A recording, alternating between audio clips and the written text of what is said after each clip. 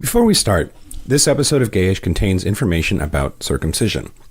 Although we do attempt to present well-researched content, we are not medical professionals. Nothing presented in this program should be taken as a substitution for a discussion with your doctor. This episode also contains graphic discussion and even jokes about the cultural practice of circumcision. If that is likely to offend you or to be a trigger for you in any way, we suggest you skip this episode. And now, enjoy Gayish. When you know that you are queer, but your favorite drink is beer, that's gayish. You can bottom without stopping, but you can't stand going shopping, that's gayish. Oh, gayish, you're probably gayish. Well, life's just too short for narrow stereotypes, so it's gayish. We're also gayish. It's Gayish with Mike and Kyle. Hello, everyone in the podcast universe. This is Gayish, the podcast that's as explosive as Taco Bell BMs. Do they explode? Mine do. What are you eating? Because I'm having the Gordita Supreme. I have lots of fiber, so nothing. Oh. You can't stop this poop machine. I'm Mike Johnson. That's your new Grindr headline. Okay, I'm Kyle Getz. We're here to bridge the gap between sexuality and actuality, and today we're talking about foreskin. Oh, so much foreskin. But all about the foreskin all day, all night. Adidas. All day I dream about foreskin. It's the other brand that you haven't heard of. My fear is it's not going to be. Don't fear foreskin, Kyle. You shouldn't be afraid. That's a lot of alliteration in your foreskin sentence. I'm worried that it sounds really exciting to talk about foreskin, but I have a lot of information numbers that I'm worried it's not going to be as exciting as you would want it to be. I'm worried it's not going to be as explosive as a Taco Bell BM. By the time we're done with you, you're going to think it's 5 skin. Let's do it. 2 + 2 = foreskin. Okay, but first, Patreon people, thanks for your money. Thank you. We appreciate it. Keep doing it. I would like to thank. We have a bunch, so if you don't hear your name yet, it'll be sometime.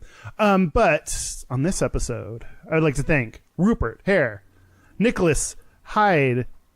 Fuck, I knew how to pronounce that at one point. Nicholas Heidi? Heidi. Nicholas Heidi. Or Hyde. Nicholas. Or is it Nicholas Smith, and he just spells it weird? Nicholas. Whom knows? Hide your dick in my butt. And John Keeler. So, thank you. Is he one of the Keeler elves? Yes.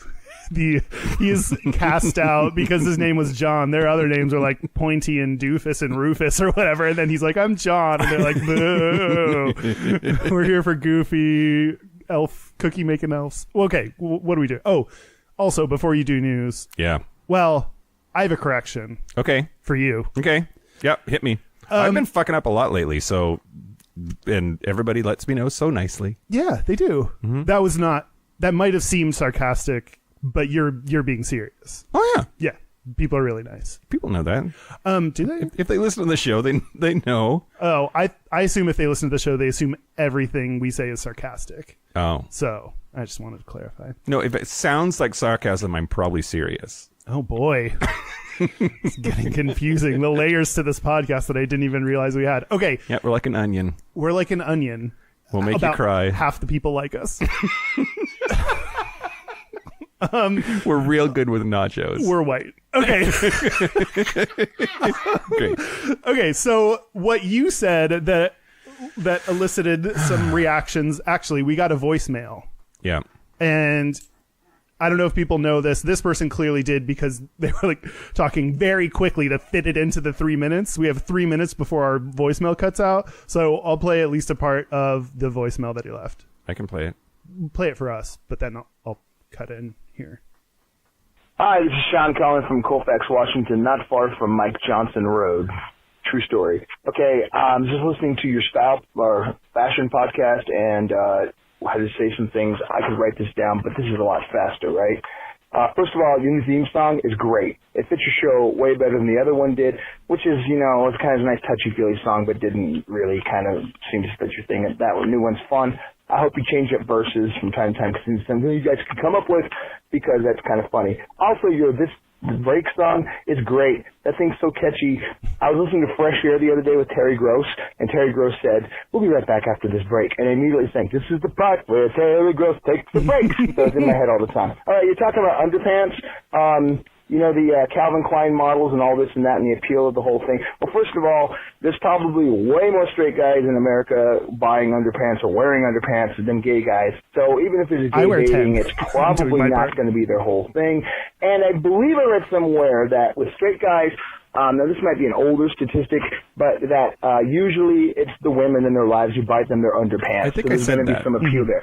That said, there was clearly a lot of appeal with the underpants of the Calvin Klein and the various other things. You can base that on porn because I know that when those things started showing up, you started seeing those fancy underpants in the porn a lot.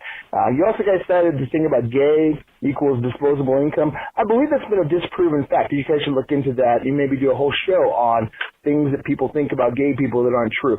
Because that's been one for a while, disposable income, and they always cite the fact that they don't have family, don't have kids, as if, that's forced upon straight people. It's a lifestyle choice. Okay, well, anyway, I just had to share that with you because it was driving my brain crazy. Love the show. Bye! Well, thank you for that total lack of continuity. How many topics were covered in that one message? I was going to just cut and play the... maybe I'll just play the whole thing because there were a lot of interesting things that he mentioned. Okay, so what I was going to tell you, Mike... Yes. So we got a couple people that mentioned the financial thing of... the assumption about gay men having more disposable income and everything. Actually, when you were talking about that, something that jumped to mind that I just didn't, believe it or not, every now and then there are rabbit holes that I decide not to go down. What? Who knew? That's just like my approach in gay men's. Was that before or after we had our first 2-hour episode? Just started last week. Mm-hmm. In my mind, what I was thinking is, I think that is, well, now I just question the entire thing, but when I was thinking is that might apply to white gay men, but not always to people of color, gay people of color. And then we kind of whitewash the gay community and be like, oh, everyone's white, so they all have higher disposable income. And it might not apply to the entire community. But I think we've gotten enough comments on that it'd be worth looking into if that it still really is true. What I know is true is, sure, it's, everyone gets to choose whether they have kids or not, but straight people are far more likely to have kids because it's just assumed of them, or I don't know, they just love their penis and vaginas or whatever. They also fuck. And they fuck and just shit happens. But we'll have to do maybe like a finance episode or something. Okay. There are actually some... I would actually really love to do a finance episode. Me for too. one. I think it's super interesting, and there's clearly a right answer out there somewhere, or at least more data than just like me fucking talking out of my ass, right? I do want to say though, I think any data that points to trends among gay people is automatically going to be about all gay people regardless of color. Oh, sure. Which the number might be skewed or inaccurate because of overrepresentation of white people, or there are lots of factors at play. I don't think that makes the data irrelevant. It doesn't. It does, though, put like a big asterisk by it when it's like, oh, by the way, the disparity between gay white men and gay people of color is that huge. Yeah, and it is. Yeah. I think there's also a podcast for like gay money topics. Gay money topics? Is that what it's called? I hope not. I sure hope not. I don't know what it's called, but anyway, maybe we can find them and see if they want to be on the show or something. Yeah. Okay, those are my thing. Oh, also, Dudesky that left us a voicemail. Yeah. Super hot voice. Yeah. I wanted to fuck his voice. Yeah. I mean, I wanted his voice to fuck me. Obviously, that's what I meant. Did he say anything that confirmed or like his sexual orientation? He did not. He sounded like a straight bro to me. Well, I mean, and we he was want to be defending careful, the straight bros too. But I mean, we want to be careful about making assumptions based on stereotypes. No, that's not anything about what we talk about. I will say he said underpants, which I don't. Nobody says underpants if they don't like dick. Oh, I was thinking the opposite. Oh, okay. I was thinking like straight dudes say underpants and gay guys say No, because Max Emerson, who is an underpants supermodel, specifically uses that phrase over and over and over again. Okay. So, like, and maybe that's just then it's a word I don't use or people around me don't use. I've heard his hot gay mouth say underpants more than anybody I think I've ever heard say underpants. All right, never mind. Well, anyway, fuck me with your voice. Okay, Mike. Yeah. Do you have other things? I don't know. We've been at this a while. Do I want to say things? Yes, of course I do. It's the news. It's the news. Here's where the news bumper goes. Are you going to do one? I should. Yeah, you should. I kind of want to. Yeah. Okay. Okay. Are you ready for this? I don't think so. We're going to talk about self-identification. Okay. And whether there is... Self-identification in what way? Like, I know that I have said lots of times on the podcast, if somebody says they are fill in the blank, you believe them. Oh, yeah. Right? I mean, I think that's easy to say on a, like, philosophical level, but then when you get into, like, is Shawn Mendes gay, then everyone has an opinion, you know? Yep. So, on Sunday, actress Roseanne Barr revealed that she is queer. Okay, I did not. I saw that headline. All the pictures that people chose to put were her looking fucking bonkers, which I don't know if that's a fair thing or not. But no, that's her look now. She just dresses like crazy. She pays extra to look that crazy. She's doing a real good job. Real good job. But yeah, what do you? Well, the YouTube video, which is now deleted. Is about a minute long, and it was titled, "The word fag is hateful. I put the Q in LGBTQ." And in it, she challenges the use of the word fag, and appeared to call herself queer several times. I can't do a Roseanne impression. I'm not going to try. But, quote, "Man, the word fag is a really hateful word, isn't it?" the 66-year-old star said while sitting in what appeared to be a golf cart. That's the best detail from a news story that I've ever heard. According to Fox News. Oh, okay. Quote, "Especially when it's like one gay calling another gay guy that. It's like, wait a minute. We're not supposed to say that word. How come you're saying that word? What? Okay, I just can't say the word. Well, I can when I'm in the house, but I can't say it outside of the house. Okay, I get your rules," she said. But that seems that she's identifying as straight. Like, we can't use that word, but you can. Like, we and you seems like we as straight people and you as gay people. So she was covering two topics in this 1 minute video. One being don't say the word fag even if you're gay, and the other one was I am queer. Oh, did she actually like say those, like I am queer? Next, all that LGBTQ stuff, okay? Let me just be real. I put the Q in LGBTQ, okay? Because I am queer as two motherfuckers. I'm queer. I'm alien. I don't belong here with all these people. They make no sense. They're very queer, and that makes me a queer, I guess. But I did put the Q in it. Bye. Spell by.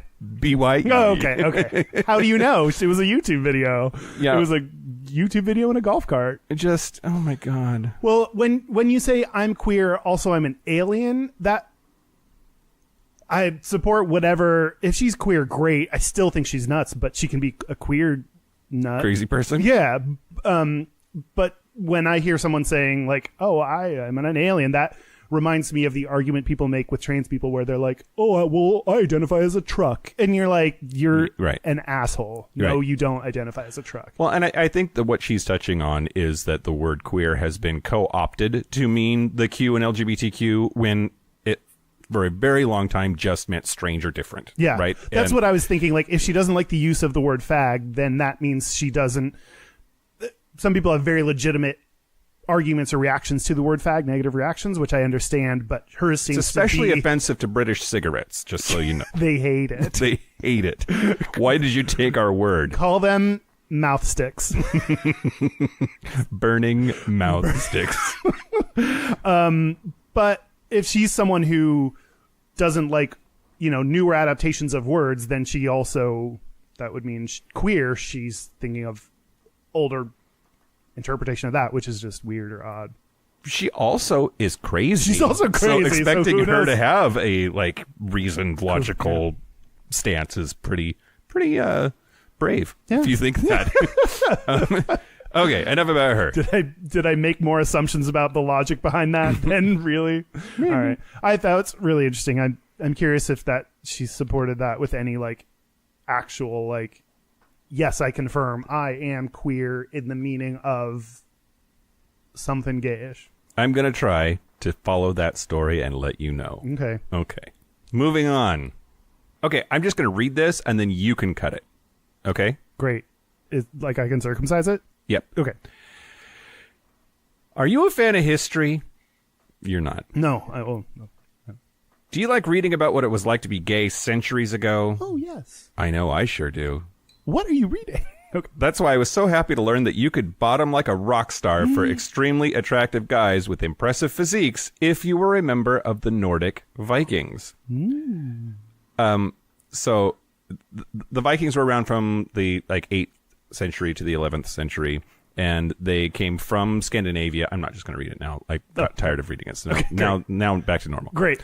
Scandinavia, Denmark, Norway, Sweden, Finland, and Iceland. So, scholarly research, for instance, a study that was Fordham in 2015, said that homosexuality was not regarded by the Viking peoples as being evil. It was not evil or perverted or innately against the laws of nature. So you still had to have kids. That was like in a lot of ancient societies, like it was cool to be gay just as long as you knock up a chick, right? The Chinese were that way, for instance.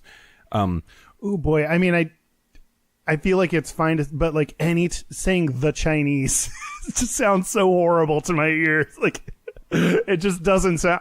That's what they're called. I know, but just like saying. It's like on 30 Rock when you say Puerto Rican. And I don't think you can say that. I don't think just the Chinese, like as the start of a sentence, it just makes me really nervous. Wait until I start talking about the Jews, Kyle. Okay. Great.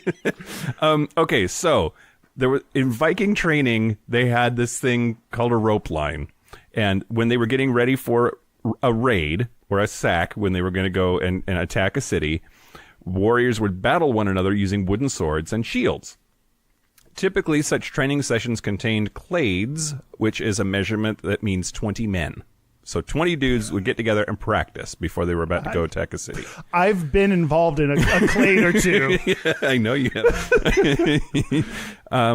Okay, so according to ancient texts, winners and losers of these training competitions were divided into two groups. There were the Vinnas, which is Icelandic for winner, and the Vatas, which is Icelandic for loser. So you had the Vinnas and the Vatas, and if you were a loser, you were required to gather with the other Vatas on one side of a rope line, and the Vinnas stood on the other side.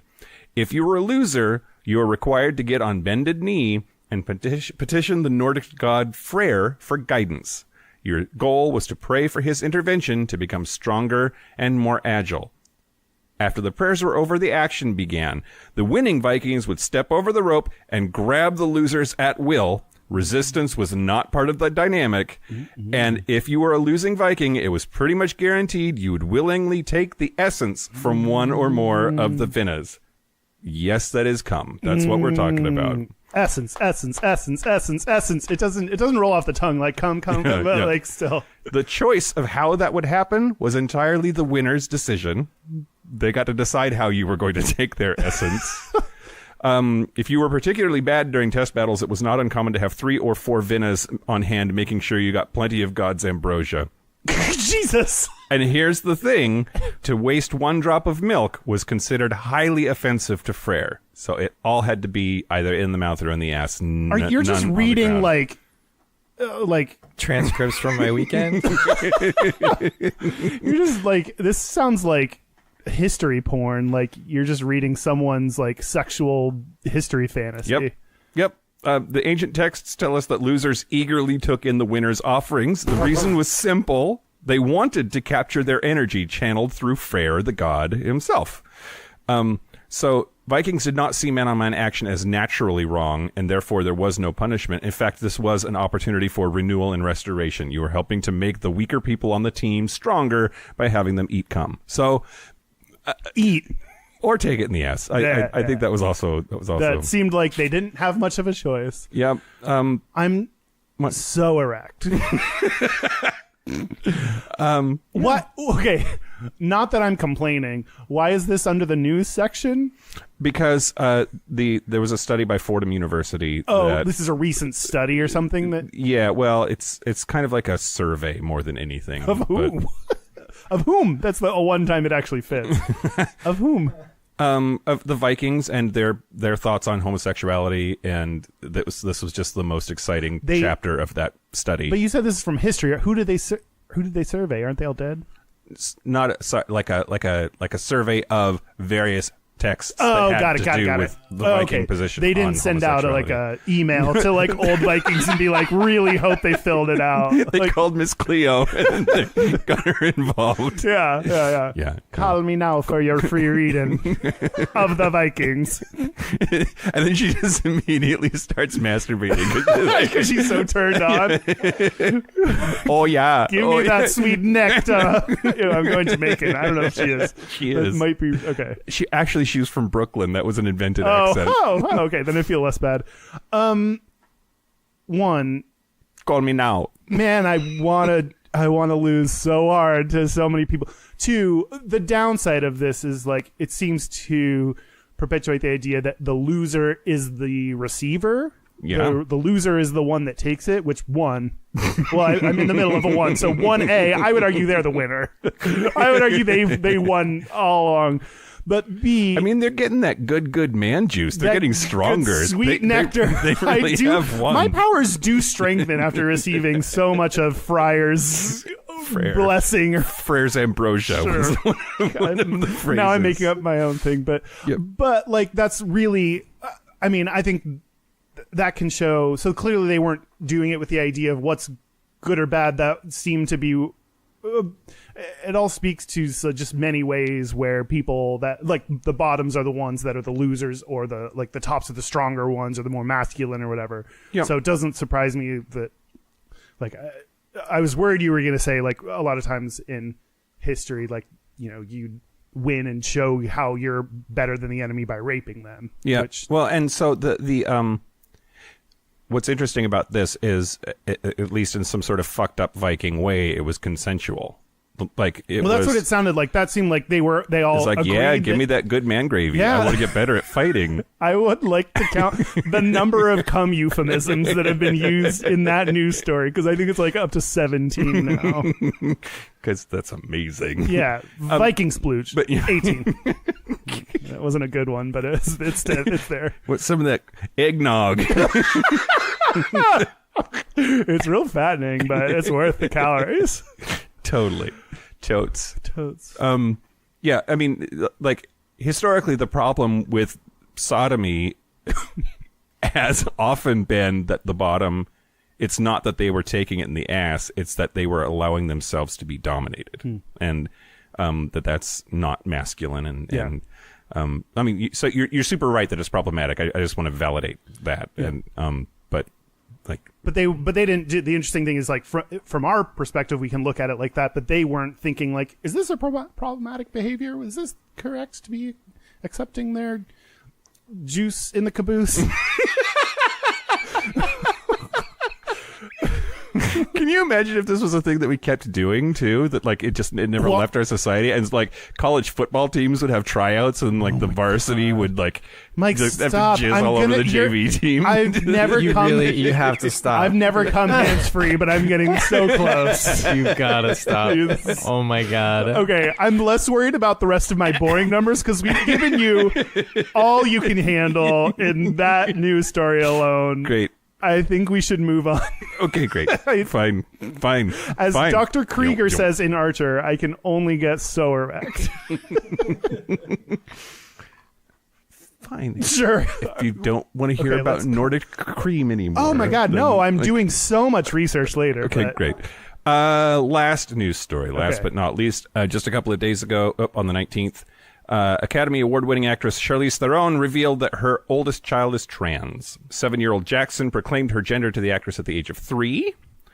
Damn. Until she looked at me when she was 3 years old and said, "I am not a boy." So there you go.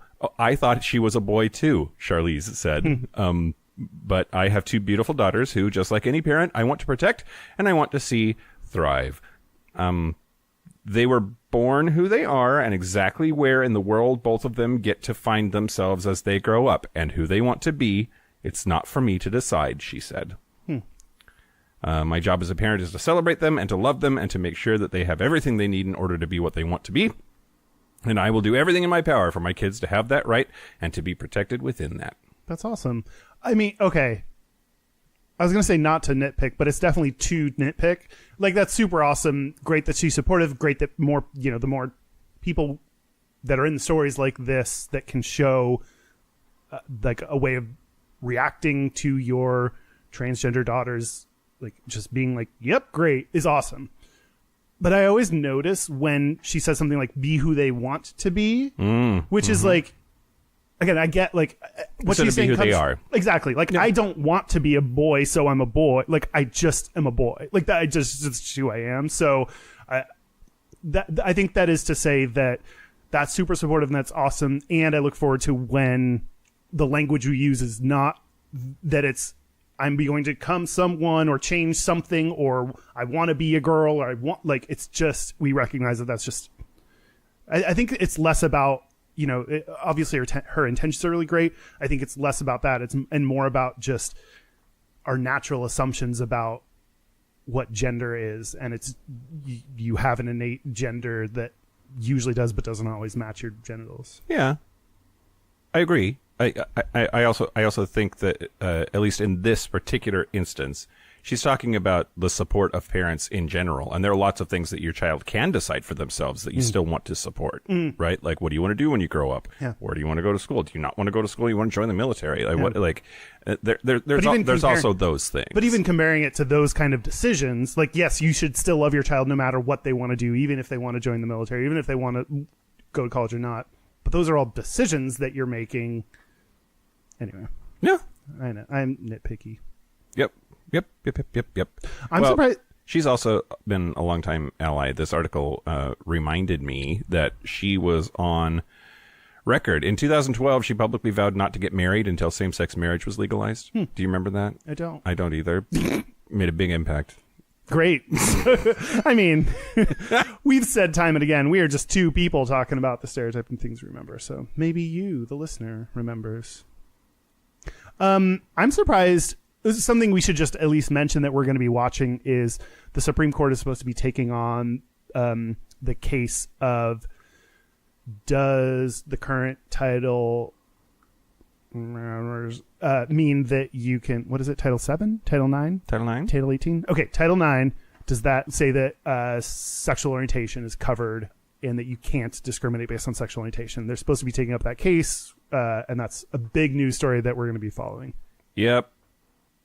Yeah, it's Title 7. Actually, Title 7 is what they're talking about. Because Title 9 is school. Oh yeah, isn't that like football or something? What am I talking about? Okay, yeah. But yeah, we're gonna watch it. Yeah, for sure. Yeah, you're talking anything about, else you want me to watch? Yeah, Viking porn.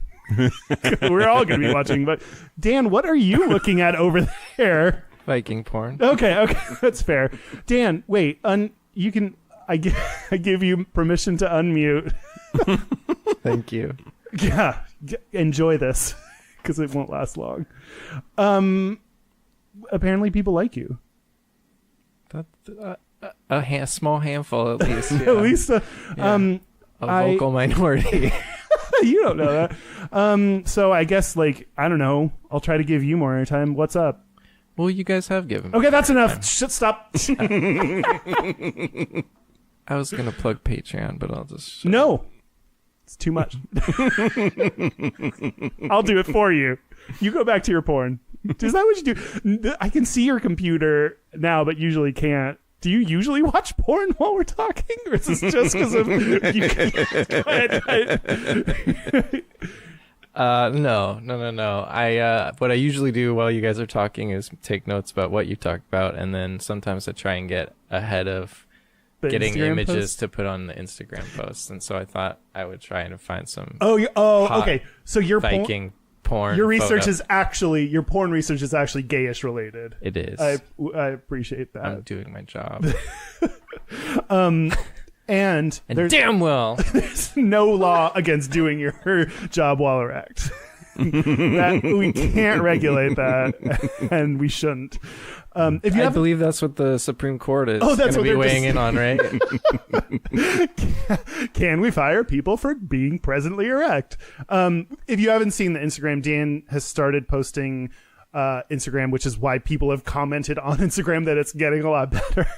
People that, it all comes from our account, so it looks great, but they don't know that that's because Dan started doing it. So if you don't subscribe to us, follow us. If you don't follow us on Instagram, then you should. Then you should. Dan posts notes, or not notes, but like a folder of, Dan, you say, I can't. 10 images, the first of which is a cover that has, it's a 9-pack of images about the current episode. And what else do you do, Dan? Yeah. I don't know. Yeah, and I try and tag the people that you guys have talked about if they have Instagram. If not, I try and put their names on there, and sometimes little quotes, and sometimes snarky little things about how Calvin Klein doesn't identify as straight as Mike said he was. Shit! That's the other correction. Another correction. Go back in time, and I correct you there, too. Well, I mean, I didn't know that. Dan and a couple other people mentioned that Calvin Klein bisexual is the... See, I think it's even worse with him, because he's never claimed publicly to be anything other than straight. Oh. But didn't he also claim to have... Dan, did you say that he had, like... Quality fashions? What? Just because he's fashionable doesn't make him anything. Is he? Okay. But didn't you say he had relationships with men? No, he's had lots of relationships with men really publicly, which whenever I make a mistake, then I always, like, the first thing I do is like, no, I was not fucking wrong. And then I look it up and then I'm like, oh, yeah. Okay. He married a woman in the 60s, has kids with her. Which never means you're gay, so stop the conversation. And then married another woman in the 80s, I believe, if I have the timeline correctly. And then both of those ended in divorce. And then everything recent that I've seen about him is him showing up places with hot model boyfriends who are like a quarter his age or something. Man. Yeah. And Michael Musto telling him to go back in the closet because he's embarrassing himself. You think Michael... No, not Michael Kors. What's his name? Michael Moose? Calvin Klein. You think Calvin Klein should go back in the closet because he's embarrassing? I didn't say that. Oh, who said that? Michael Musto is like a very famous... Anyway, yeah. No, who? You kids. Michael Mustache. No. I don't know what's happening anymore. Michael Musto is a very famous, gay gossip column. Is he Perez Hilton? He preceded by decades. Perez Hilton. He write for Page 5 or whatever. That in New York, he was like in the midst of the club scene in New York, particularly during the transition from like Warhol era, like Studio 54 into the like clubkin scene in the 90s, and he's snarky and he's. Yeah, it sounds like a real bitchy comment. Oh yeah. Okay. Yeah, so he's everything Perez Hilton is, but before Perez Hilton was it. Well, and Perez Hilton has gotten all this feedback about like how he's bullying. He used to, bully people, and so now celebrities made told him that, and he's changed to where when he doodles on drawings, instead of drawing like a dick pic with man gravy going into their mouth, it's like he'll just draw like a smiley face, or he does his thing but in a bullying free way now. Anyhow, do you want to talk about foreskin? Yeah, you look bored. Let's talk about foreskin. Do you want to get back on track? Okay, sure. I think we need to have I think I'm going to start. Is that okay? No, I do not have foreskin, Kyle. Oh, this was a fun episode. I like being yelled at about things I don't have control over. Yeah. I don't either. Yeah. No, that's not my first segment, though. I guess, it could be. So, what do you prefer? Have you been with guys with foreskin without? Yes. Do you have a preference? Well, this was a fun conversation. Thanks for your input. I enjoy both. A great deal. Do you have any do you lean one way? I don't know. Okay, so really no preference.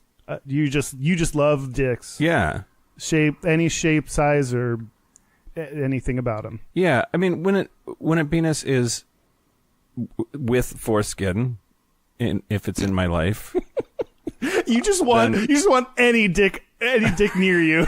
It's like I really could care less about the details of it as long as it's by me or inside me. It's interesting because my dick is not like that. So there's like an added fascination part to it of like, what would it be like to have that all the time? And like, I feel like part of then like everyone gets enjoyment out of that because it's same here. And then you're like, ooh, let's play with it. And I mean, dudes love their dicks being played with, so like that's exciting.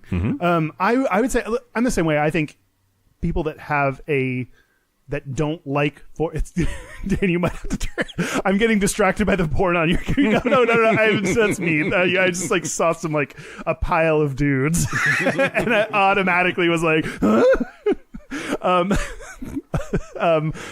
what was I saying? And they all had foreskin. I think same. I just love dicks. All sizes, colors, foreskin, no foreskin, half foreskin, whatever, two skin. I have, lest you forget my tiny butthole, even some small dicks, just, it's so nice to feel like a whore.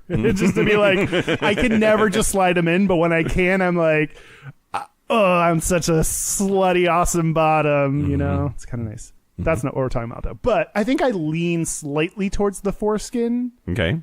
But anyone who says, like, I categorically like only one or the other, I feel like might have issues with penises or their own penis. Or I get...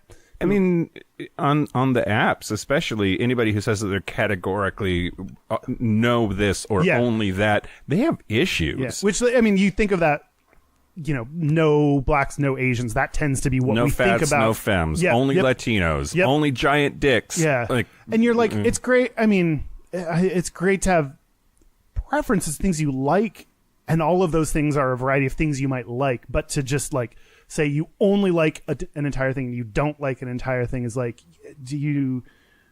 What are your biases? And like, and in foreskin there can be a lot of biases that come with sorry, preemptively asked myself in my head the question to spell it. Anyway, you like, what do you think about people with foreskin though? What are your assumptions, or why don't you like it? Or well, and it's like this was on the Facebook feed not too long ago, that person that was interested that there was a hot Asian that was in was it advertising? God, I wish I could remember. I don't know what you're talking about. Somebody posted something to the Facebook group that was, I believe, an advertisement of some kind. And the person that was featured heavily in the advertisement, I think it was an ad. That's the part I'm not sure about. Was a hot Asian dude. And then somebody mentioned in the comments to that they were surprised that they used an Asian person for it, given the sort of marginalized nature of the whole no Asians thing that you see bigots post on Grindr. And then my response to that was, like, I wish more racists would just realize that hot is hot. Right? Like, that boy hot. Yeah. If you, like, I mean, actually, if you're excluding black people or Asian people or like whatever, like, man, there's so many hot people you don't get to have. Like, you're really missing out because of your racism. And there are a lot of fugly whatever you're looking for, too. Yeah. Right? Yeah. Yeah. I mean, there's so few gay people in general to like rule out an entire category of hot people. Man. Okay. Can I tell you? We need to do an episode about this, too. Aren't we doing it right now? We've talked about it off and on, but the whole just like your preferences are not just preferences. You need to there's some kind of innate or thing you need to really evaluate about yourself. And there's like straight people probably go through it too, right? Like I don't like gay men are a lot more forward with like saying shit like that, but I'm sure. But that's, I think, because of the apps, because like it all kind of like all of the reasons we have apps and those are a thing we use then make it so we list out things we're looking for in a sexual partner. I don't think straight people have that opportunity elsewhere to be like, I want to fuck, and here are the things I want to fuck. You know, like they don't list them out in that way. So I bet they have to deal with it. But except I watch a lot of porn where they're interviewing a straight guy, probably not straight, but they're interviewing him, and they're like, "What kind of girls do you like?" And they almost always mention the skin color. So there might be exceptions. I don't know, but anyway, let's talk about preferences not just being preferences at some point. Yeah. Foreskin. But let's talk about foreskin first. I did I have to pee.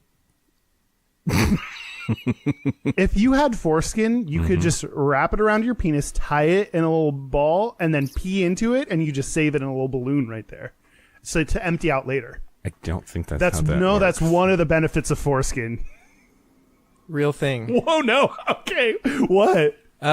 Someone I know who has a foreskin, they described how when you're cold in the morning and your skin's tighter, sometimes the ring that kind of holds the end of the foreskin more closed. It stretches open when it needs to, but sometimes in the morning it's very tight. And when you go to pee in the morning, you literally are like peeing into your foreskin, and it's inflating like a balloon until it warms up enough to sort of like release and come out. What? It's a real thing. Yeah. Kyle's face. Yeah. Oh my God. There's so many things I don't know about foreskin, and I'm very interested in all of it. Foreskin is magic. It's just like a halo hovering over your penis. A flesh-colored halo. Okay, yeah, you can go pee. It's not just flesh colored, it is flesh. It's like flesh that gives an extra strong hug to your penis. This is the part where Mike and Kyle take a break. Okay, are you ready for Data? Great. We need to... Data, who was an android on Star Trek The Next Generation. God, Brent Spiner had a fully functional set of genitals. I bet that included foreskin, because I bet in the 23rd century we've gotten past all of this barbarism and it's normal to have foreskin, and so that android had foreskin. Boom. Okay. Mind blown. Interesting you mention. Interesting because my assumption going into this, or what I believe going to this, is circumcision is just like you said, like a weird barbaric act that we just have and always have been doing and just do because of, the way religion permeates our society, and it's gross and we need to stop doing it. And it's genital mutilation. That was me coming into this saying like we should just completely stop all circumcision. That was what I thought going into this, and I still think you see you're there right now. Okay.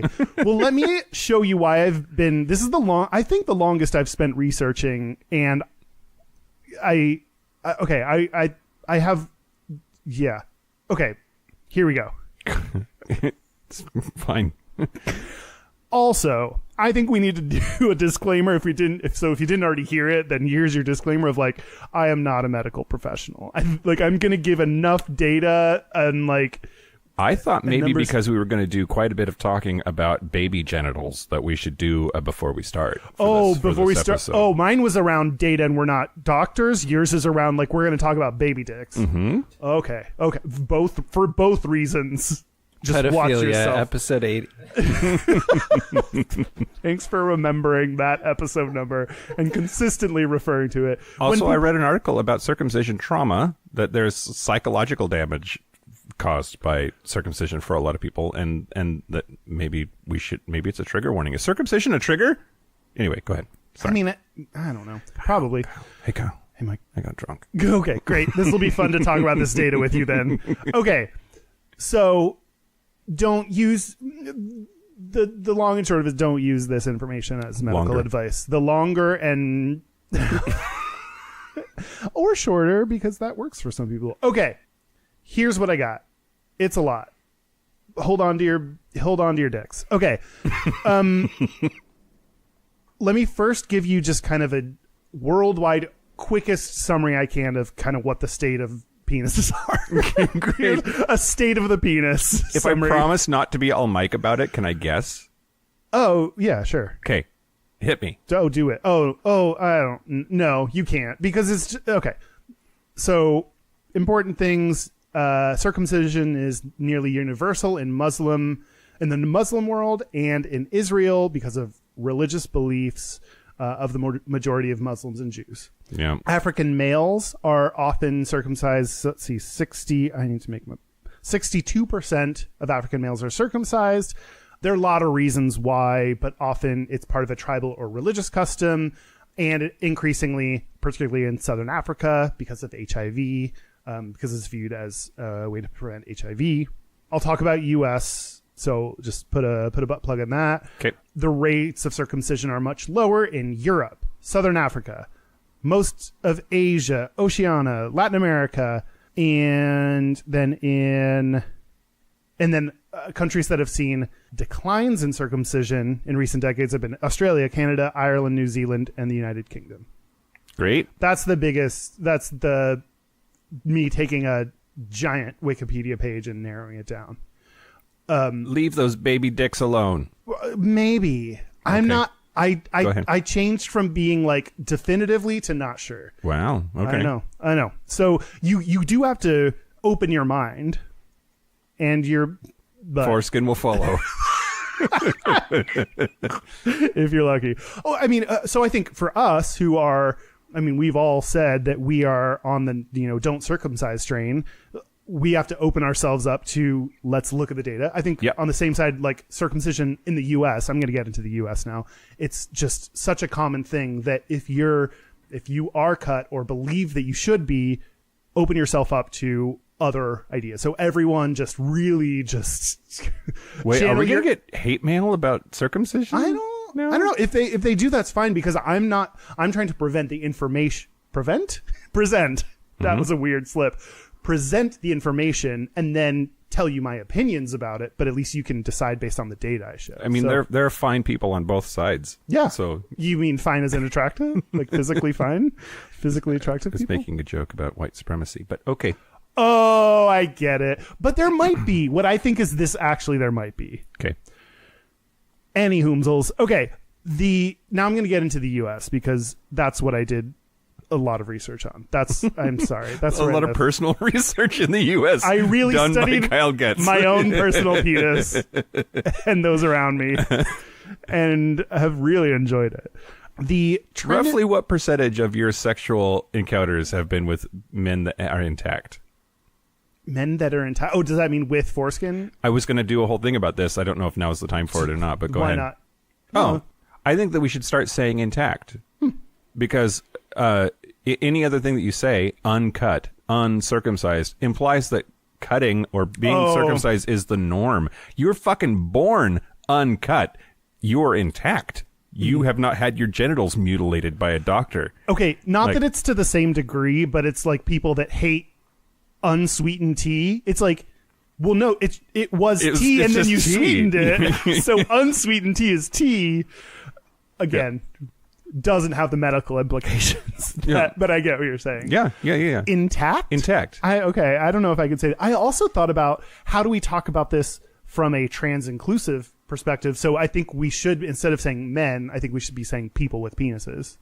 Well, okay. That's also...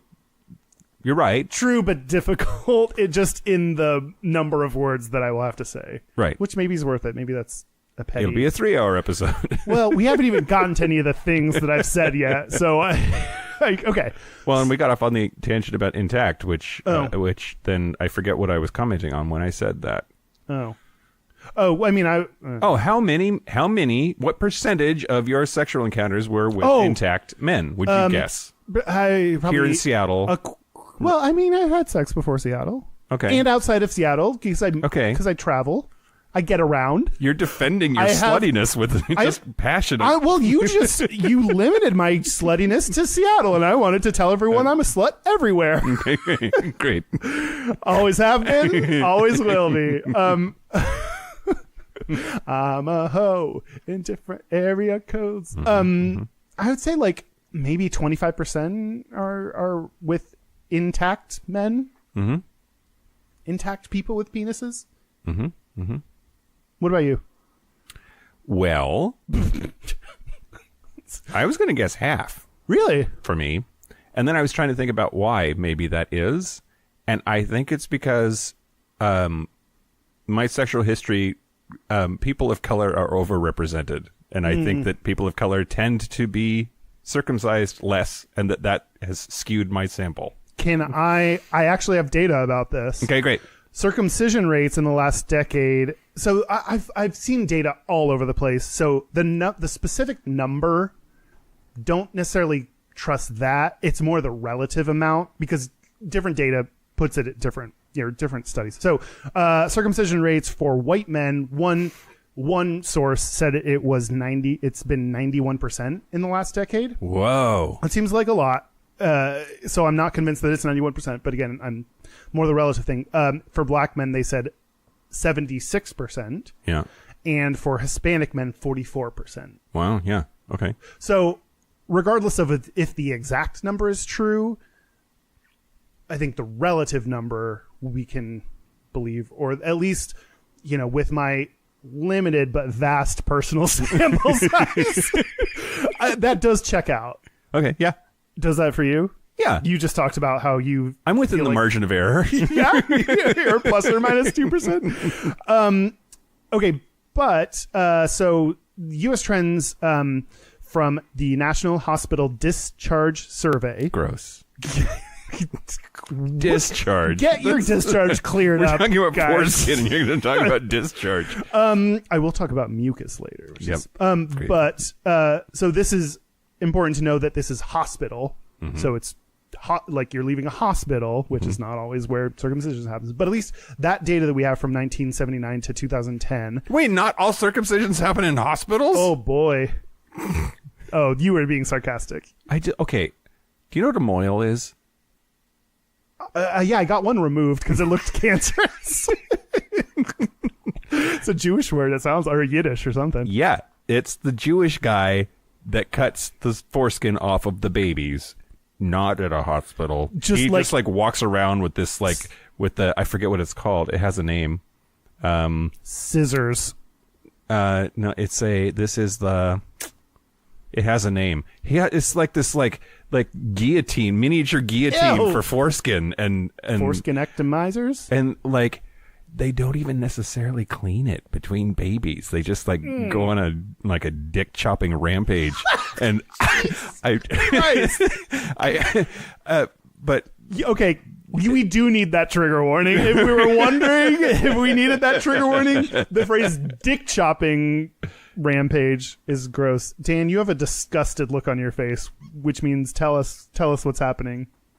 No, I'm equally horrified by the description and by my inability to quickly find the name of the device. You're trying to find the device and in it reading all these weird things. Traditionally, they used a knife, but yeah, I know that there's a specific thing now. Okay, I will get to that in a moment. Another butt plug. We took out one butt plug because I'm talking about U.S. data, which is what I said I would do, but put it back in because we'll talk about that in a second. Okay, so have we actually talked about anything yet? I think so. I feel like we keep talking about the data I'm going to talk about. Here it is. Okay, so in the U.S., hospitals, so newborns from hospitals, it has, from 1979 to 2010, it has declined by 10%. It was 64.5%. It, as of 2010, is 58.3%. The total, so declined to 58.3%. So that's hospital circumcision rates. Mike, here's where you can guess if you're not Mike about it. Okay. I shall endeavor to not be me about this. Try real hard more often.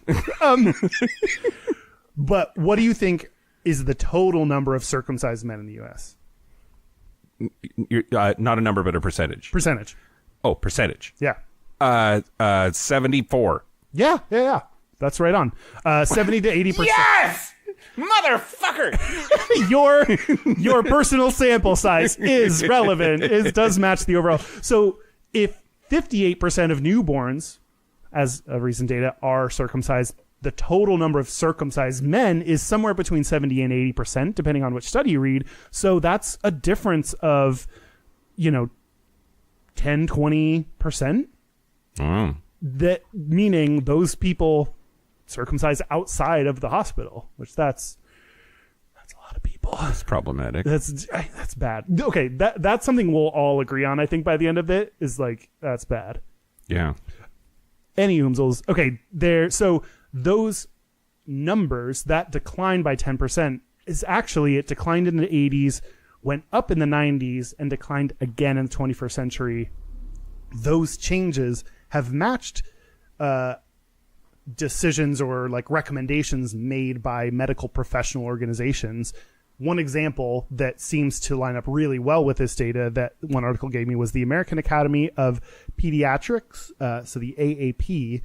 So their task force in the 1970s said there was no medical indication for routine circumcision. So in the 70s, they were like, nah, you don't got to do it. So people started doing it less in the 80s. And then in 1989, that same group said that there were potential medical benefits to newborn circumcision. Okay. So they rose then in the 90s. Then in 1999, same fucking group released a statement that said, despite potential medical benefits of newborn male circumcision, newborn people with penis circumcision, hey, trans buddies, I see you. I got you. There is insufficient evidence to recommend routine circumcision. And they said, quote, the procedure is not essential to the child's current well-being. Yeah. The latest data or the latest recommendation of the AAP is, quote, the health benefits of newborn male circumcision outweigh the risks. So the current recommendation is do it. If you're, routine. So if you're a healthy baby with a penis, their recommendation is do it because the benefits outweigh the risks. So let's talk about the benefits and the risks. Okay. This is why I spent so fucking long researching this, because then I was like, well, you look distraught. Talk to me.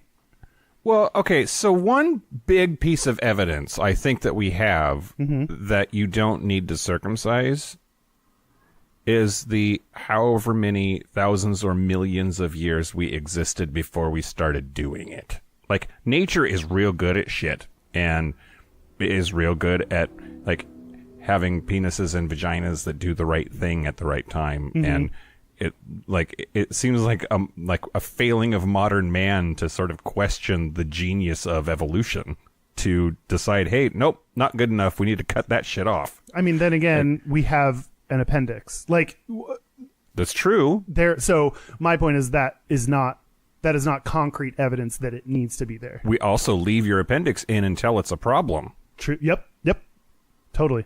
And like, this is where, actually people that talk about like, what's natural or what's, what should we doing based on nature and whatever. And it's like, okay, well, nature gave me fucked up eyes, but I put contacts in anyway. Like, sure. Evolution did not fix that shit for me. But then again, you have a problem that medicine can then fix for you. It's not preemptive. But we don't give all babies LASIK when they come out because that's what we do. True. Like, should we? No! The LASIK industry disagrees. LASIK for all babies. That's my new program. Yeah, okay. So let's get into some of the specific benefits. Great. So I'm going to be incredulous. Do you know? Well, let's keep going. So you're going to be you. That's fine. I again will recommend that you try being a little less you sometimes. No. Okay. What are some? Look, being around me is exhausting. Try being me. I'm around me all the Oh time. man, is the person in your head just as angry? Oh yeah. Okay. What is one of the benefits that you know of? The supposed benefits. Supposed benefits? Yes. Okay, I have real strong opinions Great. about this, but Say it. I'm going to name them anyway. Name one, just one, because we're going to go one at a time. Fucking bullshit. Great. Name one. Great. It's dirty. It's dirty. Smegma. Okay. Yeah, that one's dumb. I think one of the recommendations that this group gave, there are a lot of things that they said, in general, the health benefits outweigh the risks. One of the things it says, parents of newborn boys should be instructed in the care of the penis, regardless of whether it's been circumcised or not. No one ever, that makes sense. We should teach everyone how to be, have basic hygiene, including especially if you're intact. If you have foreskin, you need to learn how to take care of that shit. False. You don't believe we should teach people how to take care of their penises? No. No? Just see what happens? What are you talking about? I have this article from Psychology Today, and the primary author is Lillian Del Aquila, who's not a psychologist. She is a pediatrician, and says, myth, you have to get the baby circumcised because it's really hard to keep a baby's penis clean. Oh. Or I'm not saying it's hard. I'm saying you should just be like, dude, you got to get in there and wash it out. Like, we should teach people how to clean their dick. no. Okay, keep going. That's like douching with fucking fleet enemas. The liquid that comes in a fleet enema is so bad for your butt, and if you like use that all the time when you wanted to bottom, your butt would melt out. Oh, you're not. And like, don't use that shit. So you're not supposed to clean out your foreskin? Okay, so myth: little boys won't clean under their foreskins and will get infections. Oh, gotcha. Reality check: the foreskin separates and retracts on its own sometime between 3 and puberty. Before it retracts on its own, you wipe the outside off like a finger. After it retracts on its own, it will get cleaned during the boy's shower or bath. Oh.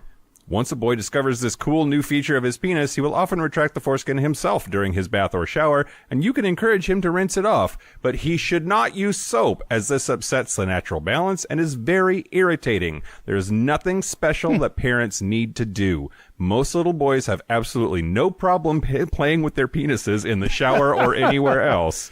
So, I mean... It was harder to teach my boys to wash their hair than it was to care for their penises. So then this group... They said, like, some of the things they said are general enough that, like, yes, they are true. Newborn boys should be instructed in the care of their penis, regardless of whether they are circumcised or not. So, not a newborn. You can't teach a newborn shit. They don't. You're so annoying. They're not saying teach your 6-month-old how to clean their dick. What they're saying is they should learn about hygiene for their penis, and they're saying doesn't matter if you have foreskin or not. You should learn about hygiene. So here's my fear. There are 40-year-old women out there who are cis women, don't have a penis, don't know how it works, and they think, because of all of these myths that we've told, that their baby's dick is gross, and they're just like scrubbing it in there with a Brillo pad, hurting the poor child because they think that's what they have to do because it's hard to take care of. Yeah. And Retracting the foreskin, ripping it away, causing damage, causing infections. That's why the rates of infections are higher, like, because people don't know what the fucking doing. That is interesting. That was not one of my things that was in my list, but that's a good point of like what people I'm gonna start using my assume. finger here pretty soon. Yeah, I think even though they can't see it, I think they'll hear it. I think they'll know. But no, I did not. I did assume that there was more work you had to do for cleaning, so that's really interesting.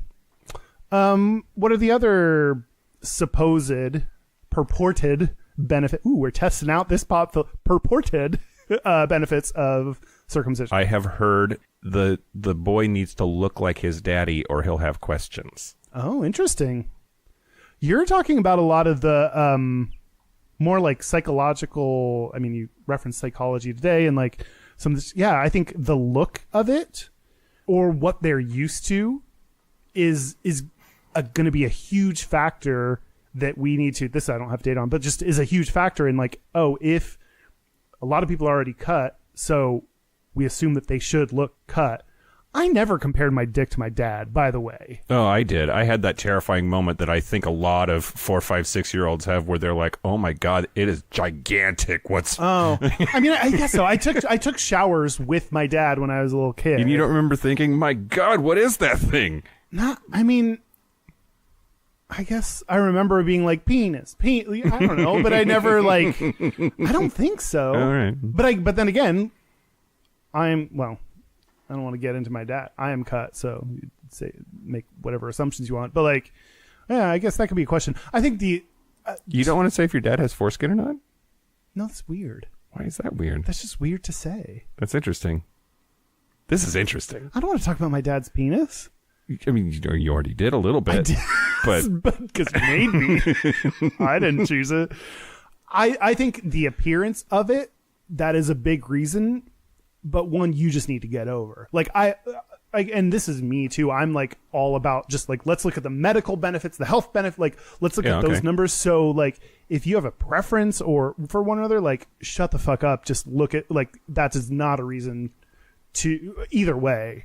So I had two purely aesthetic thoughts. The first was that the boy needs to match his daddy so that he doesn't have questions or feel like he's wrong or different or bad, because his dad's penis is likely the first penis he's going to see and know about. The other is circumcised penises just look nicer, that's a judgment about the visual of. Wait, who's saying that? Are you saying that? I'm saying that's a fairly thing. commonly held belief. Yeah. And those are things I guess like the reason I didn't look into those is because I just think those are stupid. Like, sure. Like if you think you like the look of something because you've seen it, it's just like, your kid might be a different height than your dad. Like, I'm taller than my dad, so should we like chop off a little bit of my feet so I don't have questions about my height compared to him? Like, there's like you're gonna be different. Yeah, I just don't like those arguments. So yeah, I'm on. Okay, all right. Well, let me. I have a couple of more guesses. Oh yeah, go. Okay. It's harder to get HIV if you have a circumcision. Mm-hmm. Yes. Okay. Now we're getting into like data and like medical benefits versus, the look or the whatever. Do you want to venture? You seemed, the way you said that was covered in scorn. Well, so I don't know if I was going to make a whole segment out of this or not. Well, I hope not, because I'm going to give you the answer. Let me make sure. There is anecdotally, so here's what I know, and then you can validate it or not. Mm-hmm. That there are multiple studies that show that indeed circumcisions reduce the transmission of HIV. Mm-hmm. That's correct. That is a correct thing. Yep. There is also evidence to suggest that this is a major force behind circumcisions in Africa, in particular, and that there are African men who unfortunately have not received the education who believe that they cannot get HIV because they are circumcised, and that it actually has increased unsafe behavior on their part because of poor education. Like, circumcision, I have a magic dick. Great, we cut off the HIV causing part of my penis. Now let's get to business. Yep. Yeah, no, that's like one of the challenges with this, and it's so weird that we don't have a definitive recommendation. Like, even the current recommendation says, the medical benefits seem to outweigh the, like it's no one is saying like absolutely cut it off. Mm-hmm. And you're right that a lot of the data we get is from Africa, which is important when making those decisions, but it's going to be very different than when you look at a country like the US, where HIV is a very different problem here. And we have different, so, what I want to first mention, because I didn't know too much. I mean, I had heard that and didn't really know why, like the idea behind why this was a thing. Like, why is it that having foreskin could cause HIV? Well, Kyle, the answer is keratin. So I'll point out that when you said what you were going to talk about, this was not part of it. It was what he was going to talk about. So you're walking all over one of his topics. It's fine. Because you said you were going to talk about other data. Yeah. Oh, I did. Yes. When we sent just to be. Yeah. Yes. That's why Mike has a lot of opinions. Dan, he researched this too. Dan, I can confirm that you did your job, and then I didn't tell you that I changed what I was doing. So you're right. Fine. Everyone still loves Dan. It's all Kyle's fault. So no, Dan, we're leaving it in. I don't know. So keratin is your answer. Okay, well, I must have done different research because mine is mucus. Also mucus. But okay, so what's keratin? So keratin, like, you have multiple different kinds of skin, right? The skin that is on your lips is different than the skin that is on your face, is different than the skin on your palms. There are different kinds of skin. I just assumed that skin was different, like on your feet, because you walk around, so it builds up stuff. It's exactly right. That is keratin. So keratinous, I think I'm saying it right, keratinous tissue is tougher, and it's chemically different. And so it's not just you walk around on cement and your feet get tougher. It is the skin itself is different. You walk around on cement, and that encourages your body to turn your feet so that they are stronger, and it does that using keratin. Your fingernails are almost 100% keratin or chitin. Interesting. Chitinous, so it's like chitinous. What? Keratin and chitin are different things. Okay, I'm fine. Fairly certain. Okay, they sound alike. The point is, we're not arthropods, just to be clear. That's true. Because That's true. Your hair is keratin. What? Yeah.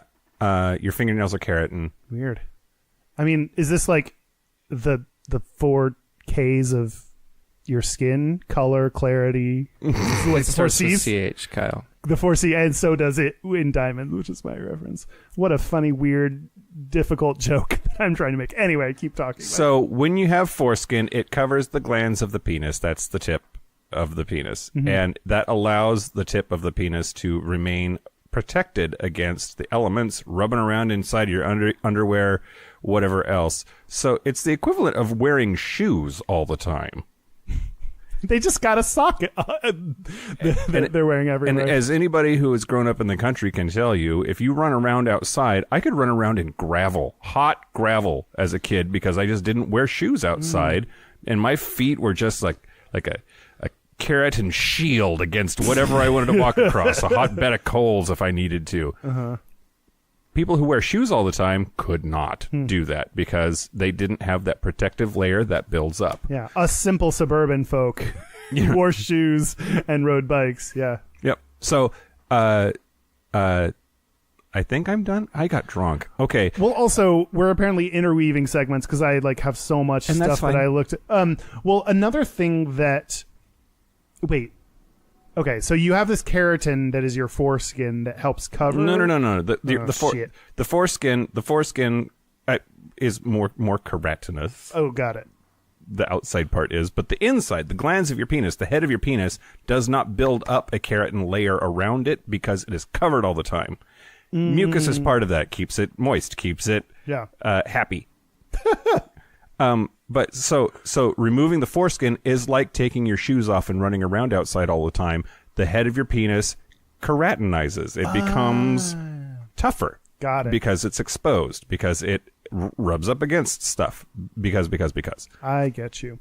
So then, well, it's almost like we're a great duo because I have the other part of that, which is, there is mucus in most all of your openings that lead inside of you. Yeah. Most all of the places Vikings might fuck if you lose. So like your mouth, your anus, a vagina, like all of those your things. Your nostrils. Yes. Your ear holes. So much mucus everywhere. And mucus sounds like, your nose. But you have a mucus on all those openings, and that mucus is good, helps prevent bacteria from getting in. And in the case of your vagina, helps lubricate during sex. But if HIV comes in contact with that mucus, including in your foreskin, that can transmit HIV. So that mucus is another thing that increases the risk. So you have risk of your urethra, small opening in your penis, to getting HIV, but also the mucus. With foreskin, you can imagine urethra is a small opening versus the mucus within your foreskin, kind of a more ability to get HIV through that. Yeah. Did that make sense? I think so. Great. It makes me happy. Okay. I know you said small opening, and I was thinking about your butthole, which I don't like. I wonder how many people on a day-to-day basis just think about how tiny my butt is, and I'm sorry for that. Mike, I think your confusion about keratin and chitin comes from playing Ark so much. It might be because both of those are things that we can collect. It might be, but chitin is definitely restricted to fungi and arthropods and things that most animals have keratin. Okay, great. Thank you. I don't know what any of that means, but I accept it and like it. Okay. So that's all about why HIV is a important topic. And what is important is we don't have studies or at least conclusive studies that we've seen around how foreskin contributes to HIV infections in the US. Yeah. So what I tried to look up or among gay people for that matter. Most of the studies in Africa, the problem with HIV transmission is straight people. Yep. And interesting, again, I guess we're a good, it's like you teed this up of, according to one article, HIV is, in the U.S., HIV is transmitted primarily through non-sterile syringes or sex between men, and there is no evidence that a foreskin affects either mode. I couldn't find the article that supported that. So pretty sure foreskin doesn't change whether you get HIV from drugs or not. Wait. No. It's not. Oh, you're right. That was okay. So I did reference a dumb article. There were some articles that like I was trying to find both of the sides to this, mostly to get the data they referenced to see if it does the data people that are against it and for it. And it tended to be the same data, which was interesting. And then people had different conclusions from that. So, and so this is where like, yes, the studies say circumcision reduces the likelihood of HIV. And they're technically right. Yeah. That is true because of what we talked about. Then again, in the U.S., we have, it was nowhere in articles, but like what I'm thinking is, okay, well, we have PrEP now, which helps prevent HIV at a very effective rate. Yep. There are things out there like condoms that help prevent HIV. Put your infant on PrEP, everybody. Put every child should really be cautious. Well, hopefully infants aren't getting HIV. Hopefully they aren't contracting new HIV. Anyway, okay, let's not get into that. This is, again, trigger warning. Babies, penises.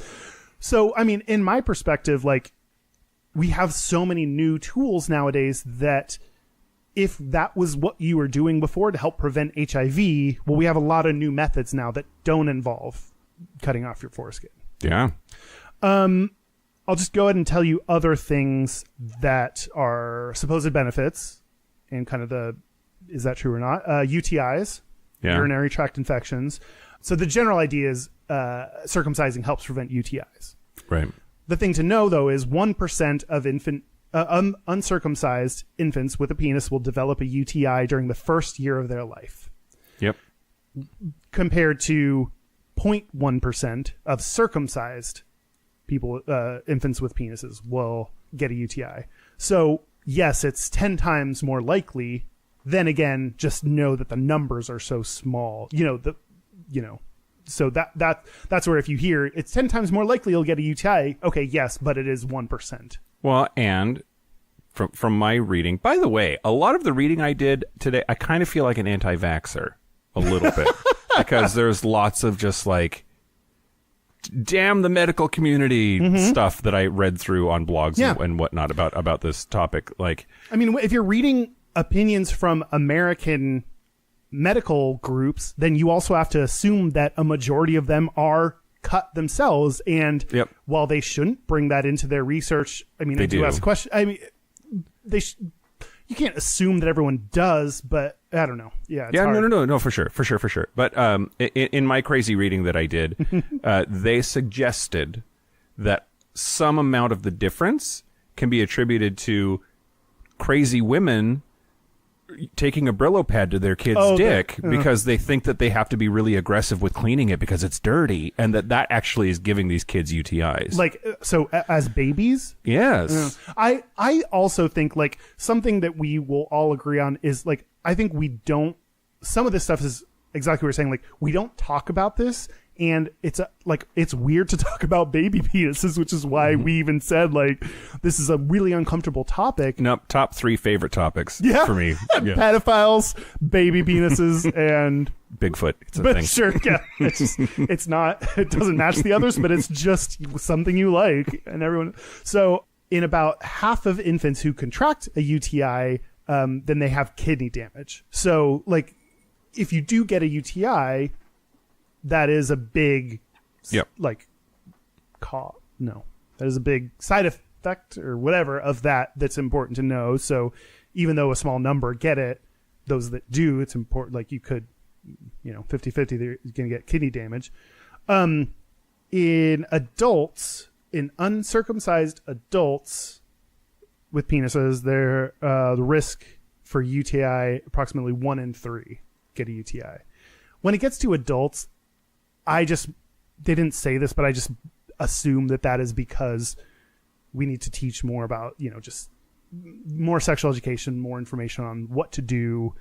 Basically, like, biggest thing, pee after you have sex, clear everything out.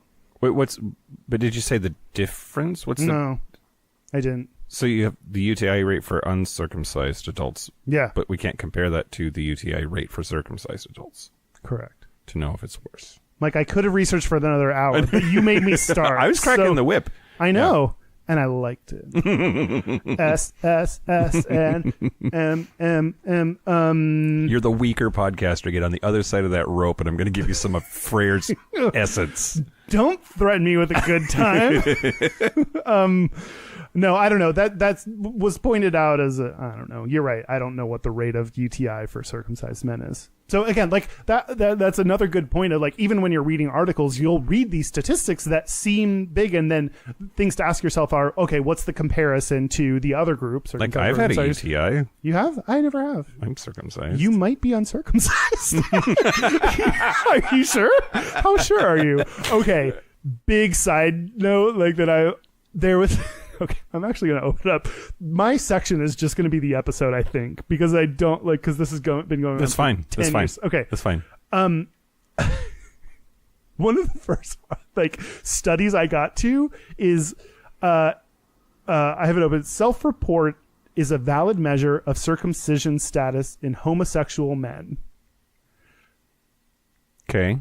Which, the fact that is an interesting finding, like the fact that this is even a study that is published gives me more. It doesn't answer any questions. It just gives. Usually, research should answer questions. I have more questions about that. So they took this subgroup of men in Sydney, Australia. And there were 240. I wasn't even going to talk about. I had this open just in case, and I guess I knew I might talk about it. 240 people that are participants in the Health in Men study, and it said mostly they like self-reported and then had to agree to a medical exam to confirm their report. And mostly they were right. 5 participants reported being uncircumcised, but were classified as circumcised. That's all they said about it. I want it. I'm sure there's a reason I don't have foreskin, so I don't know the complexities of it. So I'm not trying to bring any kind of judgment toward those. I just want to know more about all 5 men. I want pictures of their dicks. I want to personally examine them with my anus. Let's see. 3 cases, the examining nurse was unsure of the participant's circumcision status and were excluded. So again, really interesting. Why are you unsure? Why are you unsure? What I mean is that this is like they were partially circumcised, or they just were born with like not too much going on in the foreskin region? Are there people that were born? It's like small breasted for women. Like, were there people born with just a tiny amount of foreskin, and they're just like? I wonder if in the foreskin world, are they embarrassed by their lack of foreskin? Because I don't know. I think there's this whole world that I'm not. I have so many questions about this. So another Star Trek: The Next Generation reference. Are you ready? Sure. Patrick Stewart, who played Jean-Luc Picard, is he uncircumcised? Oh my God! You didn't say no right away. So, in the middle of his appearance with Hugh Jackman on the Graham Norton show to promote their new flick Logan, so this is a couple years ago. Logan, like Wolverine. Yeah. Logan, yeah. Patrick Stewart shared a ridiculous story about a conversation he had with his wife about his foreskin. After telling her that he was circumcised, Stewart's wife replied, "You're not circumcised." What? Stewart said he argued with her, saying it was ridiculous because he remembered his mom explaining to him why he was circumcised. It was trendy at the time, she had said to him as a kid. His wife was insistent, so he actually asked his doctor the next time he was in for a physical, am I circumcised or not? Because I'm pretty sure I am. And the doctor's like, no. No. I think it's great. Women, if you're worried about your children having like self-esteem issues because they're uncircumcised, just tell them they are. It's fine. Just lie to your kids, everybody. Okay, let's get back on topic, Mike. Why did you do this to us? Okay. Other things. Cancer, or I think the last thing, cancer is a common purported benefit, including penile and prostate cancer. Wait, you get that as an added bonus? Leave it intact. You got some cancer. That's the, and the studies tend to validate that people that are uncircumcised have people that are intact, I guess, as you'd say, have a higher risk of certain kinds of cancer. So, I mean, is it foreskin cancer? Because of course, penile cancer. I mean, do bigger dick guys have a higher chance of getting cancer? Because there's just more surface area that cancer can really. Guys with giant dicks, let us know. Write in. Is this okay? Tell me. Do you have a giant dick? Do you have a giant dick? Cancer? Do you have cancer? Let us know. How'd that go? I think I'm just working in my head on this pickup line that's like, what's your rate of penile cancer? Because the more the better. I don't know. I wanna treat you like cancer and attack your giant. Nope. Okay. Hey stud, I'll be your chemo. This is horrible. None of this is good. Okay, penile cancer. So yes, being circumcised reduces the rate of penile cancer. Then again, penile cancer overall affects such a small number, less than 1% of people with penises. So that's already, you're not at a big risk for it. So, I think this is one of the questions to ask when you're reading data on this is what is the increased risk, but what is the risk overall anyway? So penile cancer, sounds scary. I don't want to get that. I'll chop off whatever to reduce my risk of, but then okay, it affects less than 1% of people with penises. So, yeah, prostate cancer though, prostate cancer is the second leading cause of cancer death for men in the U.S. And it is found in an article that was against circumcision. Okay. It quoted or cited that it reduces the risk of prostate cancer by 15%. How? I mean, I believe it. Well, no, it didn't say any more. Again, this isn't one of those situations where I'm not a doctor. I'm aware that I'm not a doctor. Anti-vaxxers, you are not doctors. Oh, you're stupid. We're trying to just get more data to make an informed decision, which is very different than anti-vaxxers. But if the doctors say that having or not having foreskin affects your having or not having prostate cancer, I believe you. Yeah. And I just don't understand how that's possible. I agree. Something that I didn't even think of until just now is... Does it affect heart attacks? Because that's a long ways from your dick. My heart is very close to my dick. This is why I'm in love with every douchebag bro that I see at the gym. Great. Which is...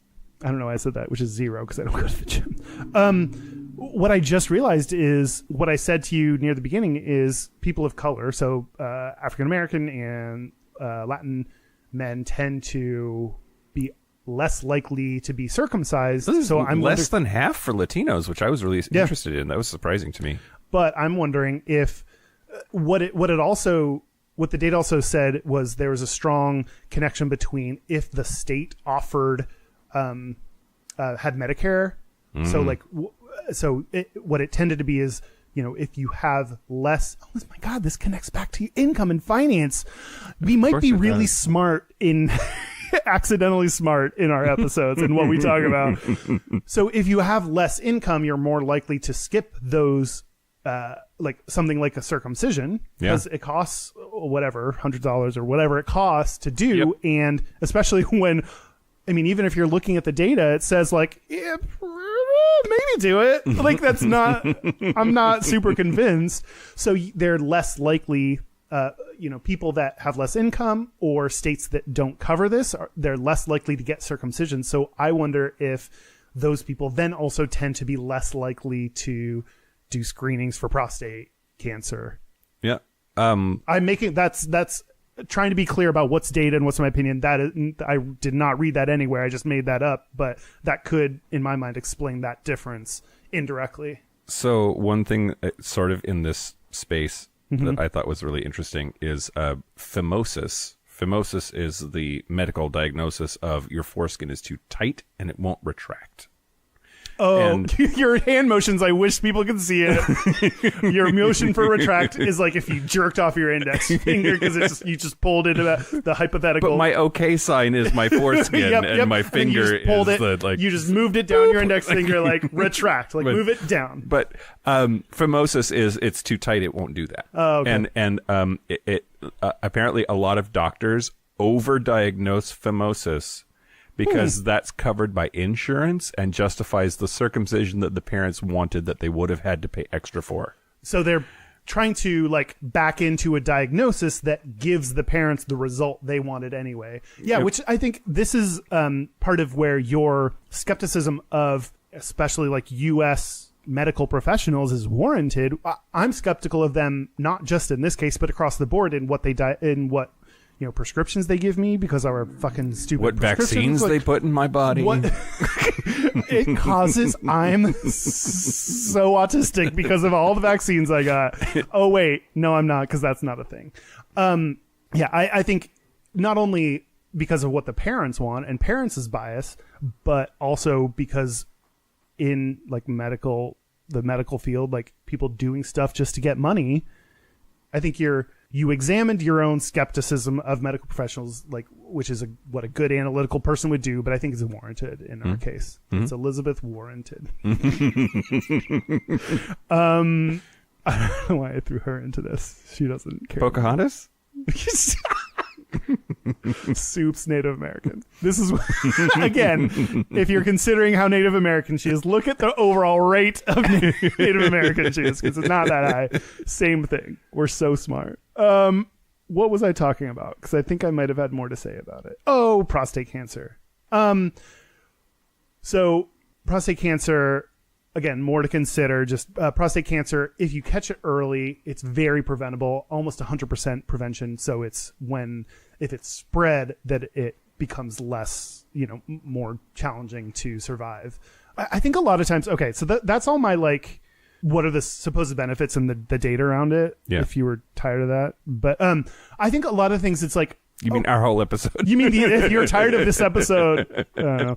Like, I think a lot of the things are kind of indirect to circumcision. I think circumcision is like the sledgehammer approach to other things. Like, okay, if you think it prevents prostate cancer, instead of circumcising, should we do more tests?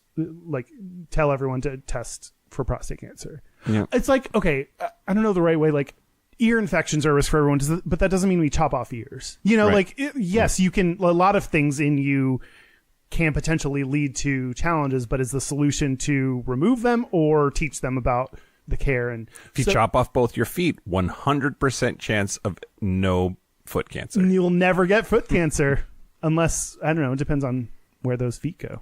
Perhaps the best analogy is breast cancer, where 12% of it's some staggering number of women will develop breast cancer at some point in their life, but we don't remove the like breast tissue in young girls to prevent that from happening, because that would be absurd, because we're taking away a part of their sexuality, a part of their body. At the same time, there are the Angelina Jolies of the world who have a prophylactic double mastectomy as because adults. They have the BRCA gene, but as they are adults. Yeah. That's exactly the point.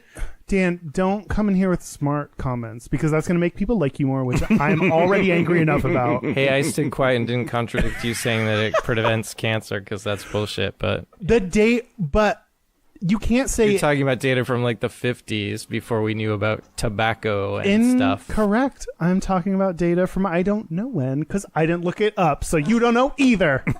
Burn! I win. No, I really don't know. Like this, I was trying to like pick something that said to do it from a... Anyway, fuck off, Dan. Okay, no, you're great. We like you. Keep talking. Other people like you too, I guess. By the way, you can still call in corrections even though you work here now. Well, I mean, but instead of calling it in, just you'll have a more than 3 minute window. If you I need more than 3 minutes. Yeah, that was gonna be my point. Yeah, I definitely need more than 3 minutes. That's fair. That's understandable. That's my first ever voicemail series of voicemails attested. So what I learned from all of this, foreskin is delicious. Oh, I learned that time and again. Just get your tongue in there. What I learned is I thought it was more clear cut. It is not as clear cut. Oh, I didn't even. It is more of an open discussion, or I think one of those things like we need more research around this. And I would argue we need more information that's not as dependent on things that could be solved through other means, like proper sex education, proper, I don't know, cancer screenings, like I think there are a lot of things that we don't do that are uncomfortable to do and talk about, including sex education, or that contribute to this, that it's hard to parse that out when we don't, like, if we don't do that right now, then how do we remove that from the equation when we're looking at some of these rates of cancer or HIV or what have you? Also, I don't know if it's happened. I don't know the data here, but the fact that I know the phrase botched circumcision makes me wonder if that's included in the data. Like, are we just talking about successful circumcisions with no complications? Because there's also a real chance for like maybe marginal improvement in these areas, but like there's a pretty big chance you're going to fuck your kid up. Yeah. Okay. So there are some other things that, in the bloop bloop boop boo, who are they? APP, whatever. AAP. Great. Oh yeah, American Academy of Pediatrics. Like, some of their assumptions or what they said were, and these are really important to the, you know, we talked a little bit about the non-hospital circumcisions. I think they want it to be a little bit more like non-judgmental, or just. Are you sneezing or nervous? I'm looking at photos of botched circumcision. Oh no! Don't. Okay, I don't. Okay. It makes me uncomfortable just seeing your face looking at it. Okay, some really important things that they said that I don't want to gloss over is this should be obvious, but with religion, nothing's obvious, because do whatever the fuck you want because God said it's cool. Yep. Significant acute complications are rare. In general, untrained providers who perform circumcisions have more complications than well-trained providers who perform the procedure. Regardless. Is this hashtag duh? Yep. And this is when I first read this, I was like, that's the stupidest sentence I've ever. If you're trained, you'll do something better than if you're not trained.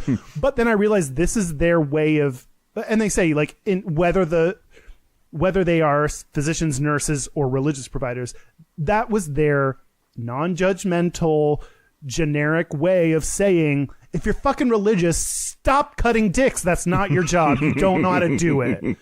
This is the Angry Kyle interpretation of that sentence, because I was like, yeah, it was just so stupid and obvious.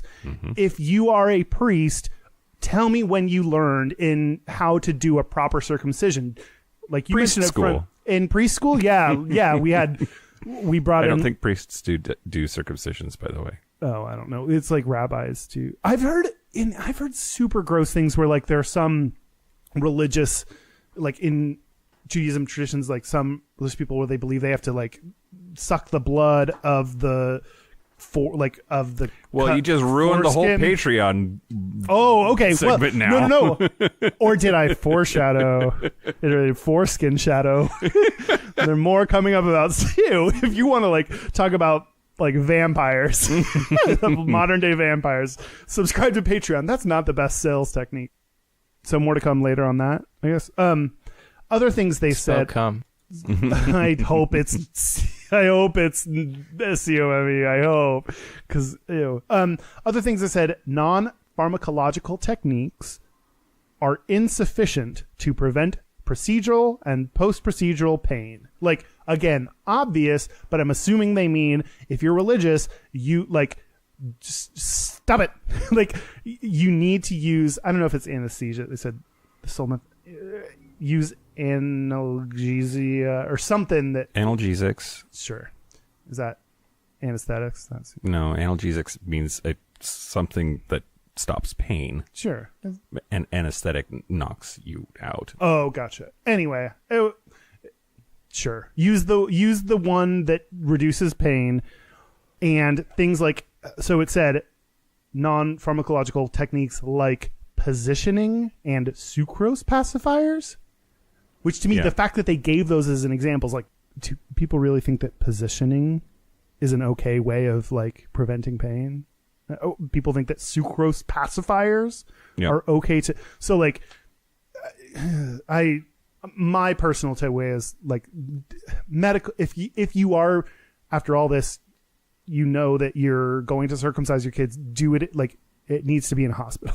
Yeah. With people that know how to babies feel pain and give them the things that they need to help reduce that pain, and with sterile techniques that help avoid botched circumcision. I want to go back and correct myself real time.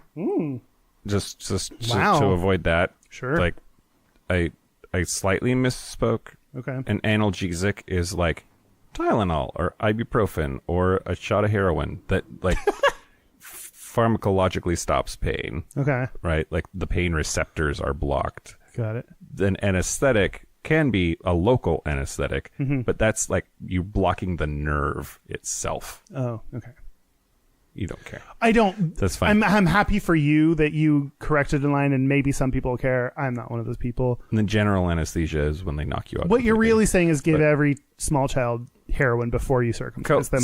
Yes. Okay. So what I was going to say though, it's just anecdotal, but there's this whole article that we're not going to talk about because this episode went on too long about this boy who decided that he wanted to have a circumcision when he was 21 because he felt like he was being shunned by the gay community because having a cut dick was so important that he talked his doctor into giving him a circumcision. And part of his journey though was like all of his care team was on the same board that like, no, you're an adult. We need to completely knock you out. You need general anesthesia because it will be too traumatic for you to go through any other kind of Wait, what were the other circumcision. options? Was he saying just do it? Like what? Yeah, like just do it, or with no... just numb my penis, and they're like, no, it will This be is a major traumatic. We need surgery. to fucking knock you out for this. Why don't we fucking knock babies out for this? Because we don't. Yeah. Because we think that you're a little. They won't remember. Baby, you won't remember. That still doesn't change that it fucking hurts as a small child, and you're like, what the fuck are you doing, dude, with a scalpel? Hopefully, or maybe you're a religious dude with scissors. Like, Yeah. ew. This was also a storyline in that Nip Tuck. Oh. Yeah. Adult dude wanted a circumcision. Okay, I mean, I still have more. Great. You look like we're good. I'm out of beer. I can only tolerate so much of you without beer. Do you have more in there? Yeah. Oh. Well, then I'm going to pee. This is the part where Mike and Kyle take a break. What I just realized that would have been funny to do, and I don't know if it's too late now that we're already in it, but like doing a uncut episode about uncut where we don't where I don't edit it. We just like, God. But this, I don't know. Anyway, okay. Something that we have not yet talked about. Great. About like the pros and cons of circumcision. I thought you were going to say FGM. I'm like, Kyle, no, but that will not fit in this episode. What's FGM? Female circumcision, female genital mutilation. Oh, no, we're not. No. Well, I mean, we can only talk about so much, and that's an entire. I mean, that. I feel like the difference is everyone's like, that's horrifying and terrible, and we can it's just. Yeah. No, that's not what I was going to talk about. Potential side effect that a lot of people talk about of circumcision is reduced pleasure during sex. Yep. It's a myth. It's not true. Okay. Well, do you want to? I've been talking so much. Why don't you tell me about this? No. It's great. No? I think it's great. I'm glad that like I said when you were going to go pee, that like everything. I'm getting to say all the things that I had on my list of things to say. So this is like the format of this episode is weird, but I'm down with it. It was like 80% of my page was just like one segment about like circumcision. Should we do or not? Like, I guess that's what this episode turned into, because I thought we were going to talk about more other things, but it's just like such a rich topic. Okay. So yeah, why don't you say stuff?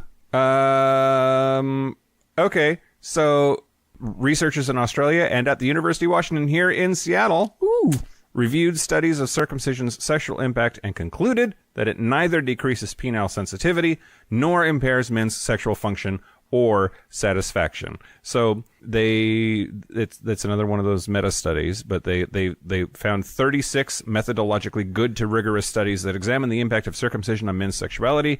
The two best reports met the gold standard of research: placebo-controlled randomized clinical trials, both in Southern Africa. And I feel like, well, maybe we should just, if people don't already know this, like back up, like the idea being people's perception. What my perception was going into this is that by removing the foreskin, you are part of the thing is like you're removing the satisfaction, part of the pleasure of having sex, and that's part of our religious whatever of like we hate when sex feels good, so like let's chop it off and make it less fun. It's all about procreation. That was my perception coming into this. So. Oh, okay. Was that not what was your perception? Also weird religious shit, but not that it was about procreation. But I mean, the idea being like sex is should only be about procreation. Let's take away the pleasure from it. So, you know. I mean, that's what FGM is about, but so researchers in Kenya surveyed the sexual function, pleasure, and satisfaction of 2,784 uncircumcised sexually active adult men. Then they circumcised about half of them, 1,900. Wait, hold on. Did people sign? Hold on. I just, out of curiosity, did these men sign up and be like, yeah, 50-50, you might be able to chop off my Yes, foreskin? because it's Africa, and they thought it would give them a magic dick that couldn't get AIDS anymore. Oh. Yeah, wow. Okay. That seems like you can't do a research study where you do, like, that seems like cruel and unusual research to, I guess if they wanted to, I don't know. Anyway, they wanted to. They signed up for it. Willing participants for dubious reasons, but okay. They circumcised 1,391 of them, and then resurveyed the entire group every 6 months for 2 years. In every survey, the two groups showed no statistically significant differences in sexual function, pleasure, or satisfaction. The researchers also asked the circumcised men additional questions focusing on any differences they noticed before and after the procedure. At the 2-year mark, 99.9% of the men said they felt, quote, satisfied with their circumcisions.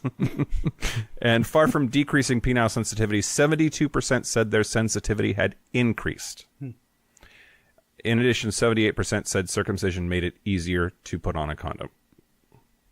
Okay, those are kind of benefits that I'm like, I'm sure that's true. Is that worth, like, yeah, I would, it'd be way easier to put on a t-shirt if my head wasn't there. But like, anyway. Yep. In Uganda, they conducted a similar trial involving 4,456 uncircumcised adult men, 2,210 of them who got circumcised. Before and after surveys showed no differences in sexual desire, erection issues, or other measures of sexual function, pleasure, or satisfaction. 2 years after the procedure, 99.9% of the uncircumcised men said they felt, quote, satisfied or very satisfied with their sex lives. But is that, how did the other men, like, did they report very satisfied or like, God damn it, extremely satisfied? While among those who'd been circumcised, the figure was a statistically equivalent 98.4%. Okay. So yes, they compared the two. All right. Okay. Spelled compared. The researchers concluded male circumcision has no adverse effects on sexual function, sensation, sensitivity, satisfaction, or pleasure, especially when performed during infancy.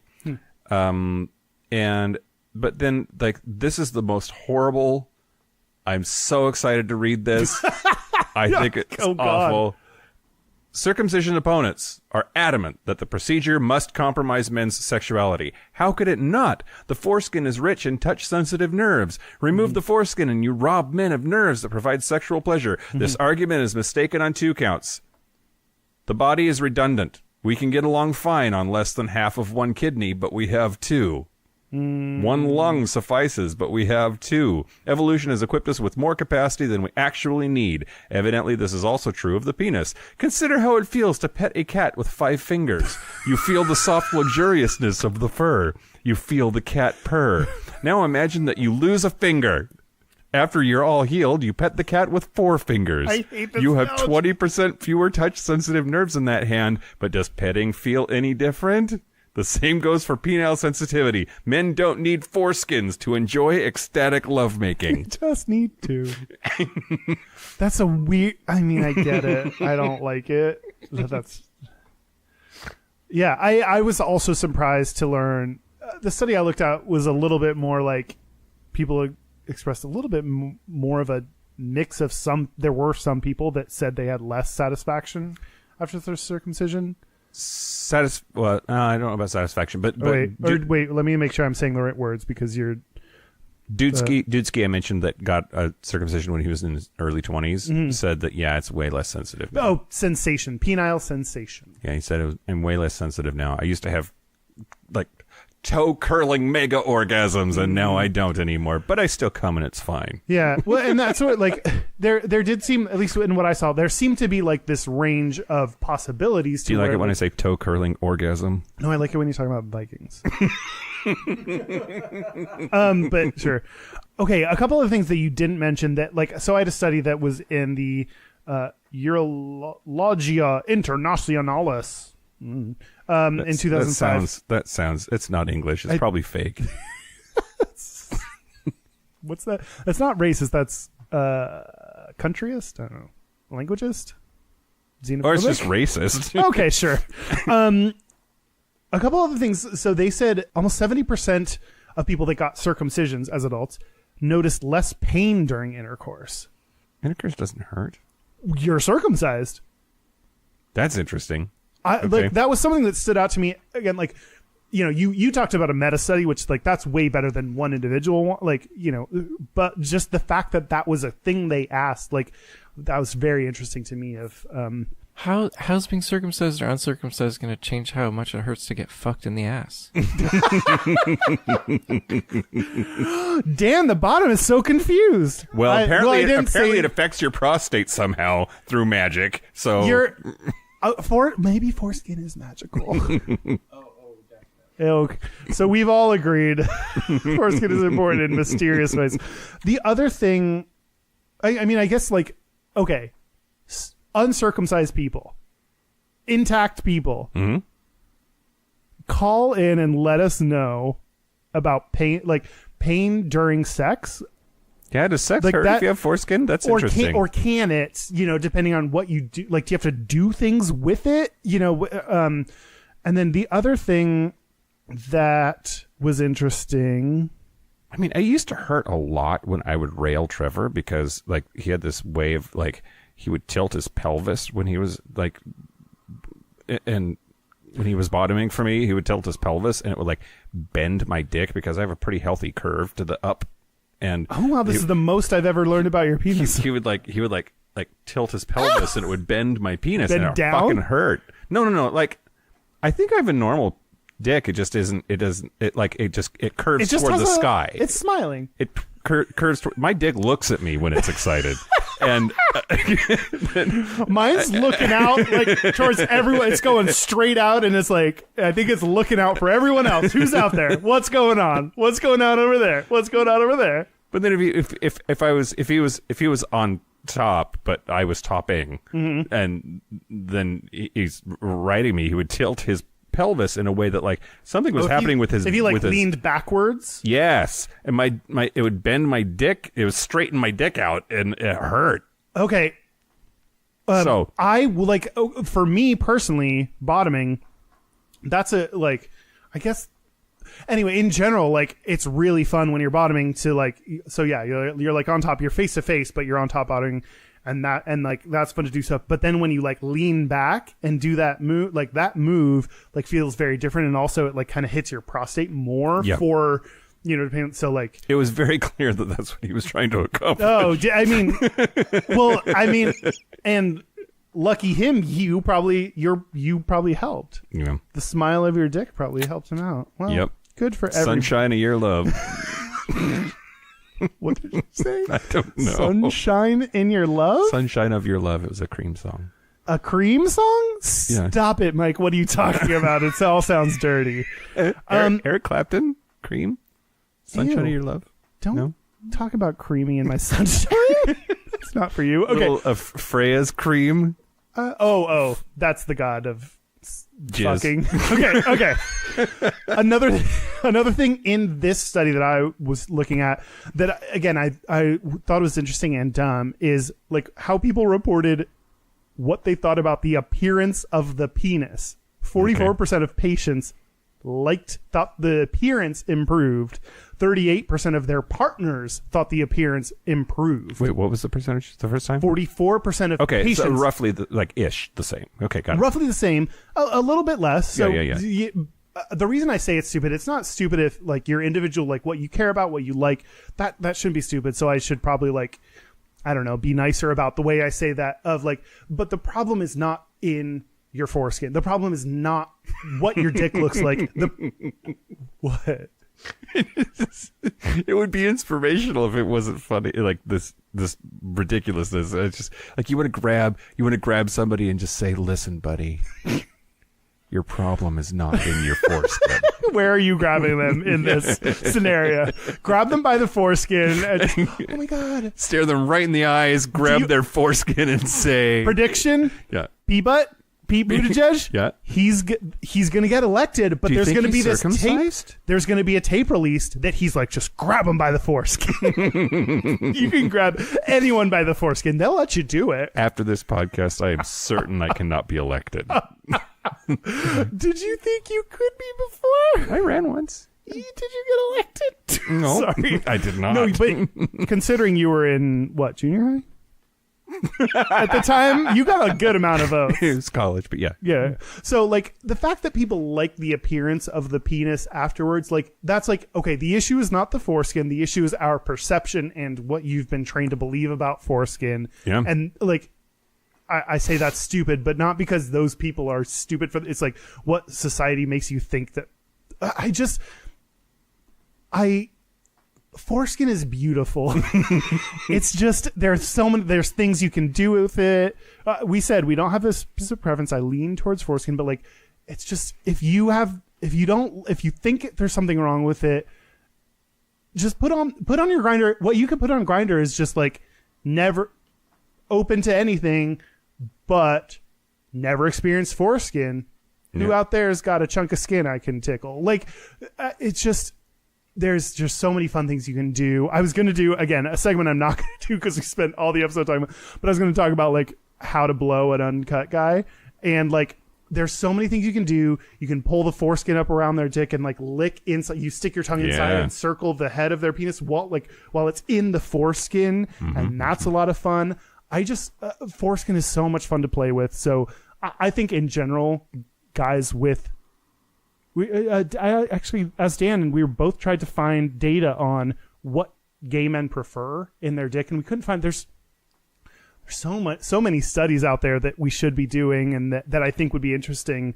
And like, sure, it'd be funny for the joke and like it's sex and that's funny, but like also just like our own societal preferences on penises. Like I think that'd actually be a legitimately interesting study. And my suspicion is that people with foreskin, people that are uncircumcised, people that are intact, get more discriminated against. You don't hear about circumcised people that are like, oh no, I was embarrassed in the locker room, so I wrapped silly putty around my dick to pretend like I fit in. Mm-hmm, so that's why I'm trying to make a strong plea towards if you have not played with foreskin, if you have judgments and you think it's gross or weird or whatever, just give it a shot. It's so much fun. There's so much you can do with it. What I want to know is what weird foreskin have you played with that silly putty is an acceptable substitution? I mean, I think I'm thinking about the Friends episode where Joey has to pretend like he is circumcised and Monica makes many examples, including like, here's this bologna. Here's the, she like fashions as a chef. She fashions many items. And I think he ends up going with silly putty. So that's why I keep referencing that. All right. And now I will recount from the beginning that episode. Open on Joey and Chandler's apartment. They're goofing around. Those goofs. Something weird is written on the thing in the back on the door. So after we do weather and traffic, we're going to enter hour 3 of the show. Oh, is this... And we'll go up in the skies with Tommy Bahama, who's got some interesting findings on the streets and roads. This is 98.1, the KRMO. I don't know. Oh, God. I think I'm done. You think you're done? I think I'm done. All right. Are you done? I mean, yeah, sure. Did you happen to weave in all the things you want to talk about? Yeah. Okay. I mean, it's a rich tapestry of possible topics. There's so many nerve endings in this topic. They may be redundant, though. Okay, yeah. I'm sure that we will. Foreskin, we will be back for you. We'll be back. We'll play with you some more. Should we take a break? Let's take a break. Break.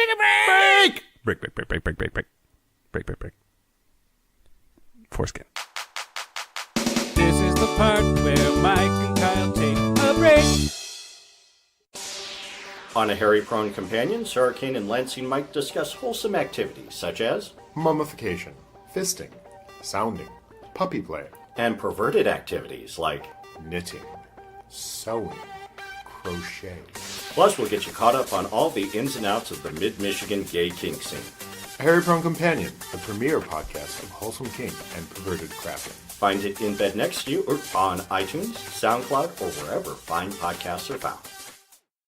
Is it worth rebranding this episode Circumcision instead of Foreskin? We basically just talked about circumcision, and we didn't talk about any of the, we barely talked about how awesome Foreskin is except in passing. Yeah, we legitimately only talk about circumcision and the, pros and cons and the statistics. Which is arguably a very circumcised person's way of thinking about foreskin. Yeah, that's true. Should, That would then free us up to do a Fun with Foreskin episode. I don't know. In a more upbeat, enjoyable Foreskin episode. No, I don't know. It's up to you guys, obviously. But. Yeah, we should. I'm fine with that. But also, we said foreskin at the very beginning, so do we need to put in it? I don't know. Today we're going to talk about foreskin. Nope. Nope. Well, okay. Today we're going to talk about circumcision. You can whenever we try to say that stuff that we're going to replace it, it never works out. I agree. No, okay. But we've also said things at the beginning of the episode that were not the title of the episode before. Change it. And we could also I should not try. This is the downside of me doing the editing is sometimes I edit in my head before, right now I'm editing. I'm like, do we include this part where we talk about what the title of the episode should be? And people that get here will now know that we said foreskin, but that's why it's called circumcision. I don't know. I need to not, I just need to think about talking to you when I'm talking to you. Yeah. Be present. I'm present. I'm aware. I'm focused. I don't know. So are we back? I think. I don't fucking know. Are we back? We're back. We're back. What are we doing? We're going to do our gayest and straightest. Okay, sorry. I'm rechanneling my energy. Do you know yours? No. Okay, go on. Yeah. You do. Why don't you do? I know some of mine. I don't. Yeah. Yeah. But first, sorry, our website. Sorry, I'm so distracted. I don't know. Again, I should not preemptively edit things if I don't know what I included or not. I'm so thrown off. We had a very interesting deep discussion on our Patreon, maybe on other things of brisses. Is that plural? Briss? Briss. Mm-hmm. But what's the plural? I don't know what the plural is. I don't know. That really just is all I can think about and threw me for a loop. Also, I drank some wine, so I have opinions. Anyway, okay, refocus. We're back with the thing. Sorry, I'm just refocusing. Okay. But first, this thing. Go. But first, our website is gayishpodcast.com. Find us on the internet. I don't know. We're there. Instagram, YouTube, Twitter. Our handle's usually Gayish Podcast. Facebook. It's literally always Gayish Podcast. Facebook. And we have a Facebook group, facebook.com/group/Gayish Podcast. We have a hotline. You can send us text messages or leave us voicemails. It's 5855-GAYISH. That's 585-542-9474. Standard rates apply. And send us an email, gayishpodcast@gmail.com. And if you haven't had it beat over your head enough to lose your foreskin, we have a Patreon. It's patreon.com/Gayish Podcast. Support queer independent podcasting. That's us. We're that. Are you ready? Yeah. Okay. I'm going to do my gayest and straightest first because I just thought of them, and so I don't want to forget them. Great. Yeah. Okay. My straightest thing. That's the main thing I didn't remember. I definitely have my gayest. Straightest thing. Okay. I was debating on whether I should use this, but it is changing a fluorescent light bulb. Okay. The reason... So changing a light bulb sounds pretty easy. Doesn't sound super gay, but... I think it's the straightest thing you can do if you're a dude. Changing a light bulb? It's just that's your role is to when the light bulb goes out, you as a straight dude are required to change it. Yes. That's probably true. And with this fluorescent bulb, it's not just that you put it in there's something you have to You have to put it in and twist it. Legitimately. You said put it in. I know, but you can't just do that. You have to do more, Mike. That's not enough to light it up.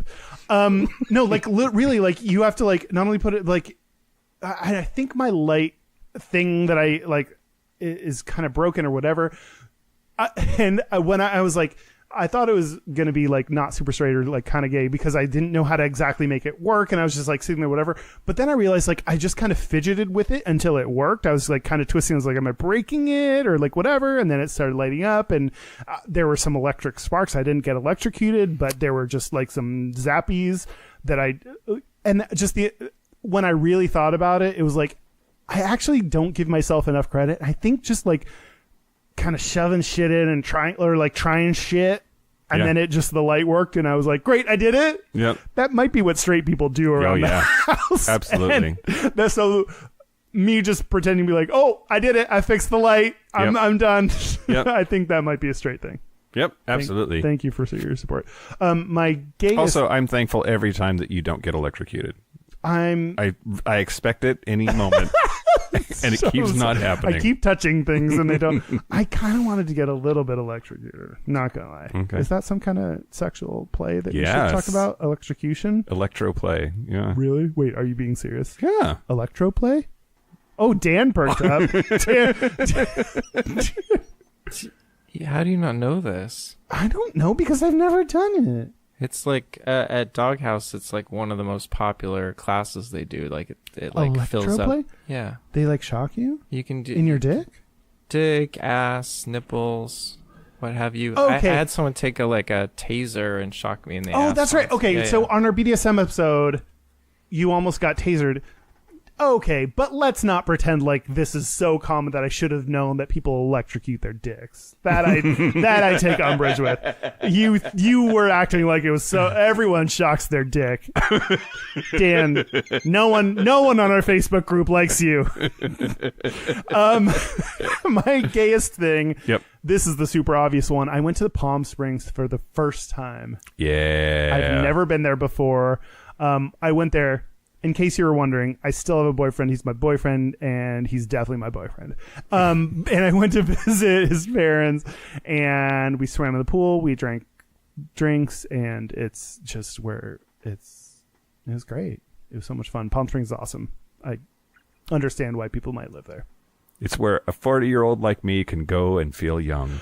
Yes, because it's like, it's for gays and old people and gay old people. And you'll like, it's just great. I didn't do much other than hang out at his parents' place, but it was just gay and fun. Awesome. Yeah. What about you? Yeah. So the straightest thing about me this week, hopefully this isn't a spoiler, but it might be a spoiler. Game of Thrones on Sunday, just a couple of days ago. Oh, okay. So Game of Thrones, if you watch that, skip ahead. Lots of seconds. Arya Stark lost her virginity, and when she was rectally, no, vaginally. When I assume. That's a big assumption. She thinks she's going to die. The world is ending. Like maybe it might she's because just she got in the ass. All the holes. I want to every experience which way. Everything. Okay, no, that's a good point. That's a good point. But as she was disrobing to experience her first time laying with a man, I was like, I want to see her body. I want to see what's going on there. Like, am I going to see her boobs? Am I going to see Maisie Williams' boobs? And part of that actually is just like shock value of like, I've been watching this girl since she was 12 on this show, and now like maybe her boobs are coming out. I want to see her naked. But like, I was definitely like glued to the TV. I think we're both a little bit bi. Like, or like, if we were technical about it, I think we both might be bisexual. Maybe. I mean, because every now and then I want to see some boobs. I want to see this hot chick and maybe tickle her cooch. Yeah. Yeah. Let's talk about that sometime. For sure. I mean, we have surprisingly not done an episode about bisexuals. Yeah. And I mean, the fact that I could be married to a girl for that long and fuck her, it like says that I'm not There's some kind of pleasure you got. I'm not 100% gay, that's for sure. Yeah. Anyway, so the gayest thing about me this week is when Matt Fisher from the X-Rated Movies podcast, they've been on our show twice now. Just the fact that he got in touch with me because he wanted to borrow my copy of Mole Madness. I love that. I got the email. I was like, I mean, we both got it to our email, gayishpodcast@gmail.com. Like, hey, I saw you had Mole Madness when I was at your place. I was so confused by that email. Wait, did we give you access to our email? Yeah. Hey, his access to everything. I Dan, think. don't listen. Mike, let's change the password. Let's call it some phrase that Dan said on this episode, so he has to guess it. Anyway. That's it. Oh, that's it. We're done. A special thank you to Mike Johnson for are you gonna ever get out of the habit? That's how you self-congratulatory fuck. A special thank you to Mike Johnson for singing our theme song, our break song, and our goodbye. You didn't sing it, but our break. No, but I played it. Outro I music. It. Yep, you fingered it on your piano. I'll thank you when you make a news bumper. Okay, that's true. All right, I'll get on that. Anyway, I'll get on that.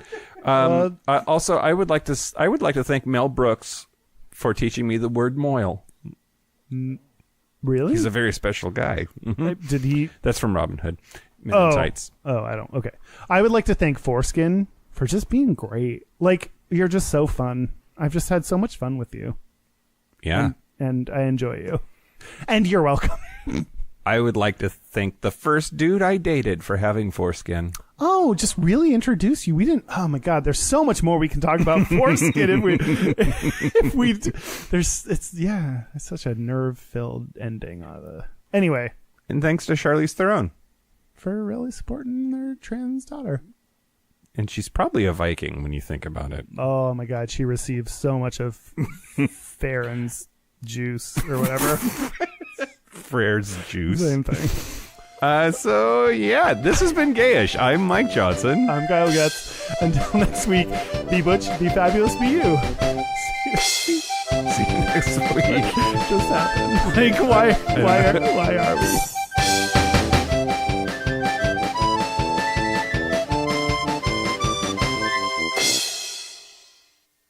I like him. He sends me pictures of his dick.